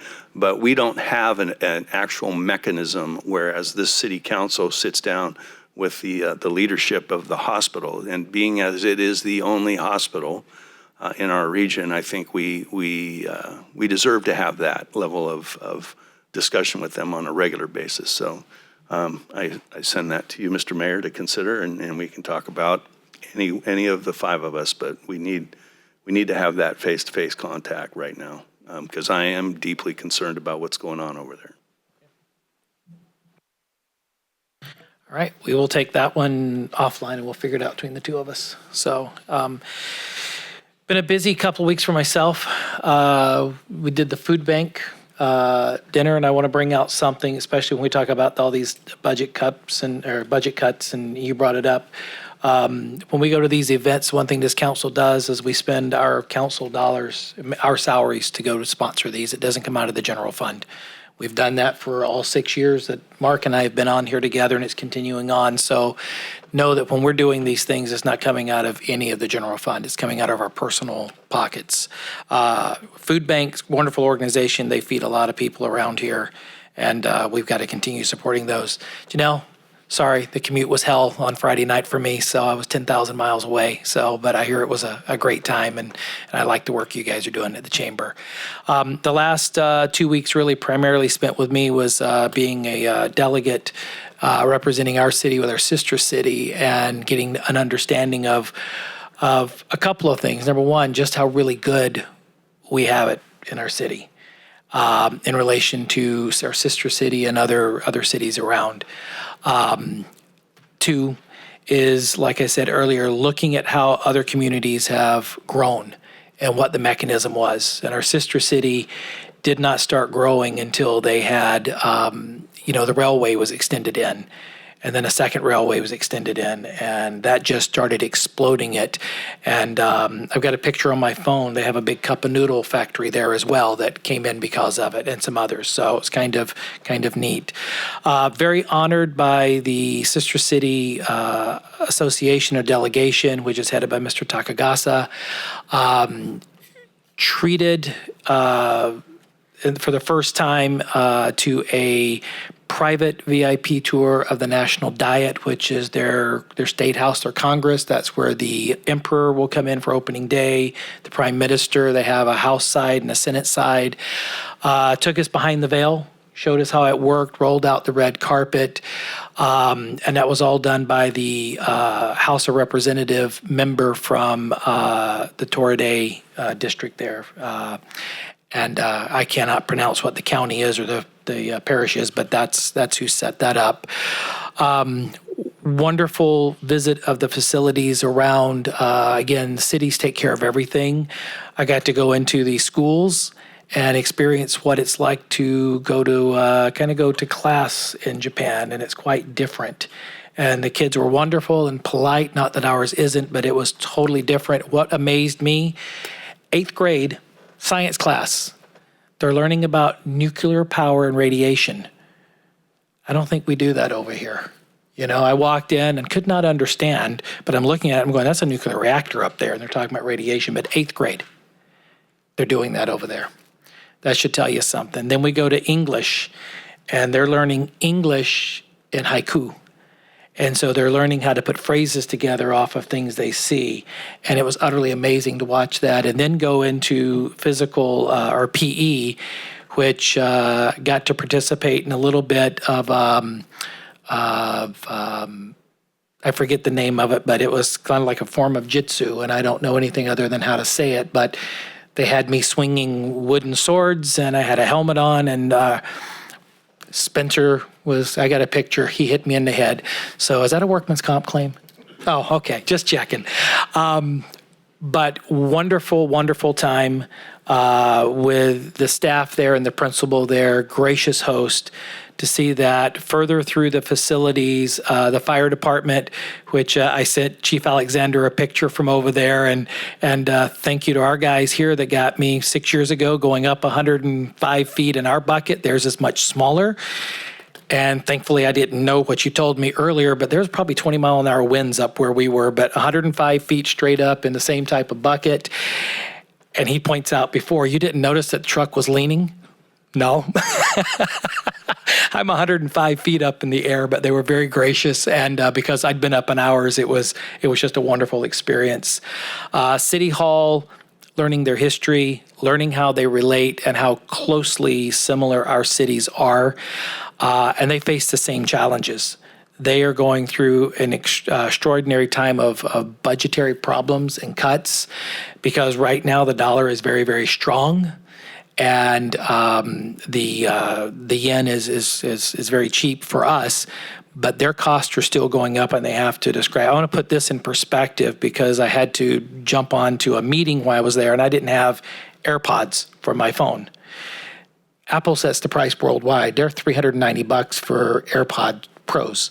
Well, it was 390,000 yen over there for that. The conversion, I paid $260 for something, so I saved a third.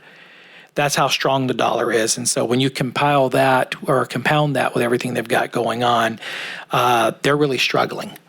But to walk around, I will tell you that all the workers through agricultural, education, public safety, I'll use just fire because police chief is all state police. There's no local police there. It was like sitting down with our team here. Everybody cares about the job they were doing. Everybody takes great pride in everything that they do. And it was amazing. And the plan is now for hopefully a delegation to come over in the fall. And hopefully COVID took out the kids from really going, and hopefully we can build that back in, because the chance to immerse yourself in the cultural experience and learn from a city that is so similar but yet so far away, I think there's a lot that we can learn from our friends across the ocean there. So with that, I want to say thank you to Mr. Takagasi, the mayor of Toride, the city council of Toride, to the member of the House of Representatives and his chief of staff for the gracious hospitality and the things that they taught us while we were there. And hopefully we can reciprocate when they're able to come over here in October. And really looking forward to it, and I hope you get to go next year, brother. That was a nice trip. And back what I said 2 weeks ago, it did not go on the city's dime. We're talking about budget cuts. I went on my dime, and that's the way it needed to be. If there's nothing else to come before the council tonight, this one's kind of sad, but we need to take a couple of moments, and we are going to close in memory of former Mayor Charles Chuck Papa George, which many of us know. He was a lifelong resident of our community, and he served this city well and left a lasting impact on us all. Our thoughts and prayers go out this evening to his entire family. And before we close, I would just like to take a moment of silence in honor of our former Mayor, Papa George.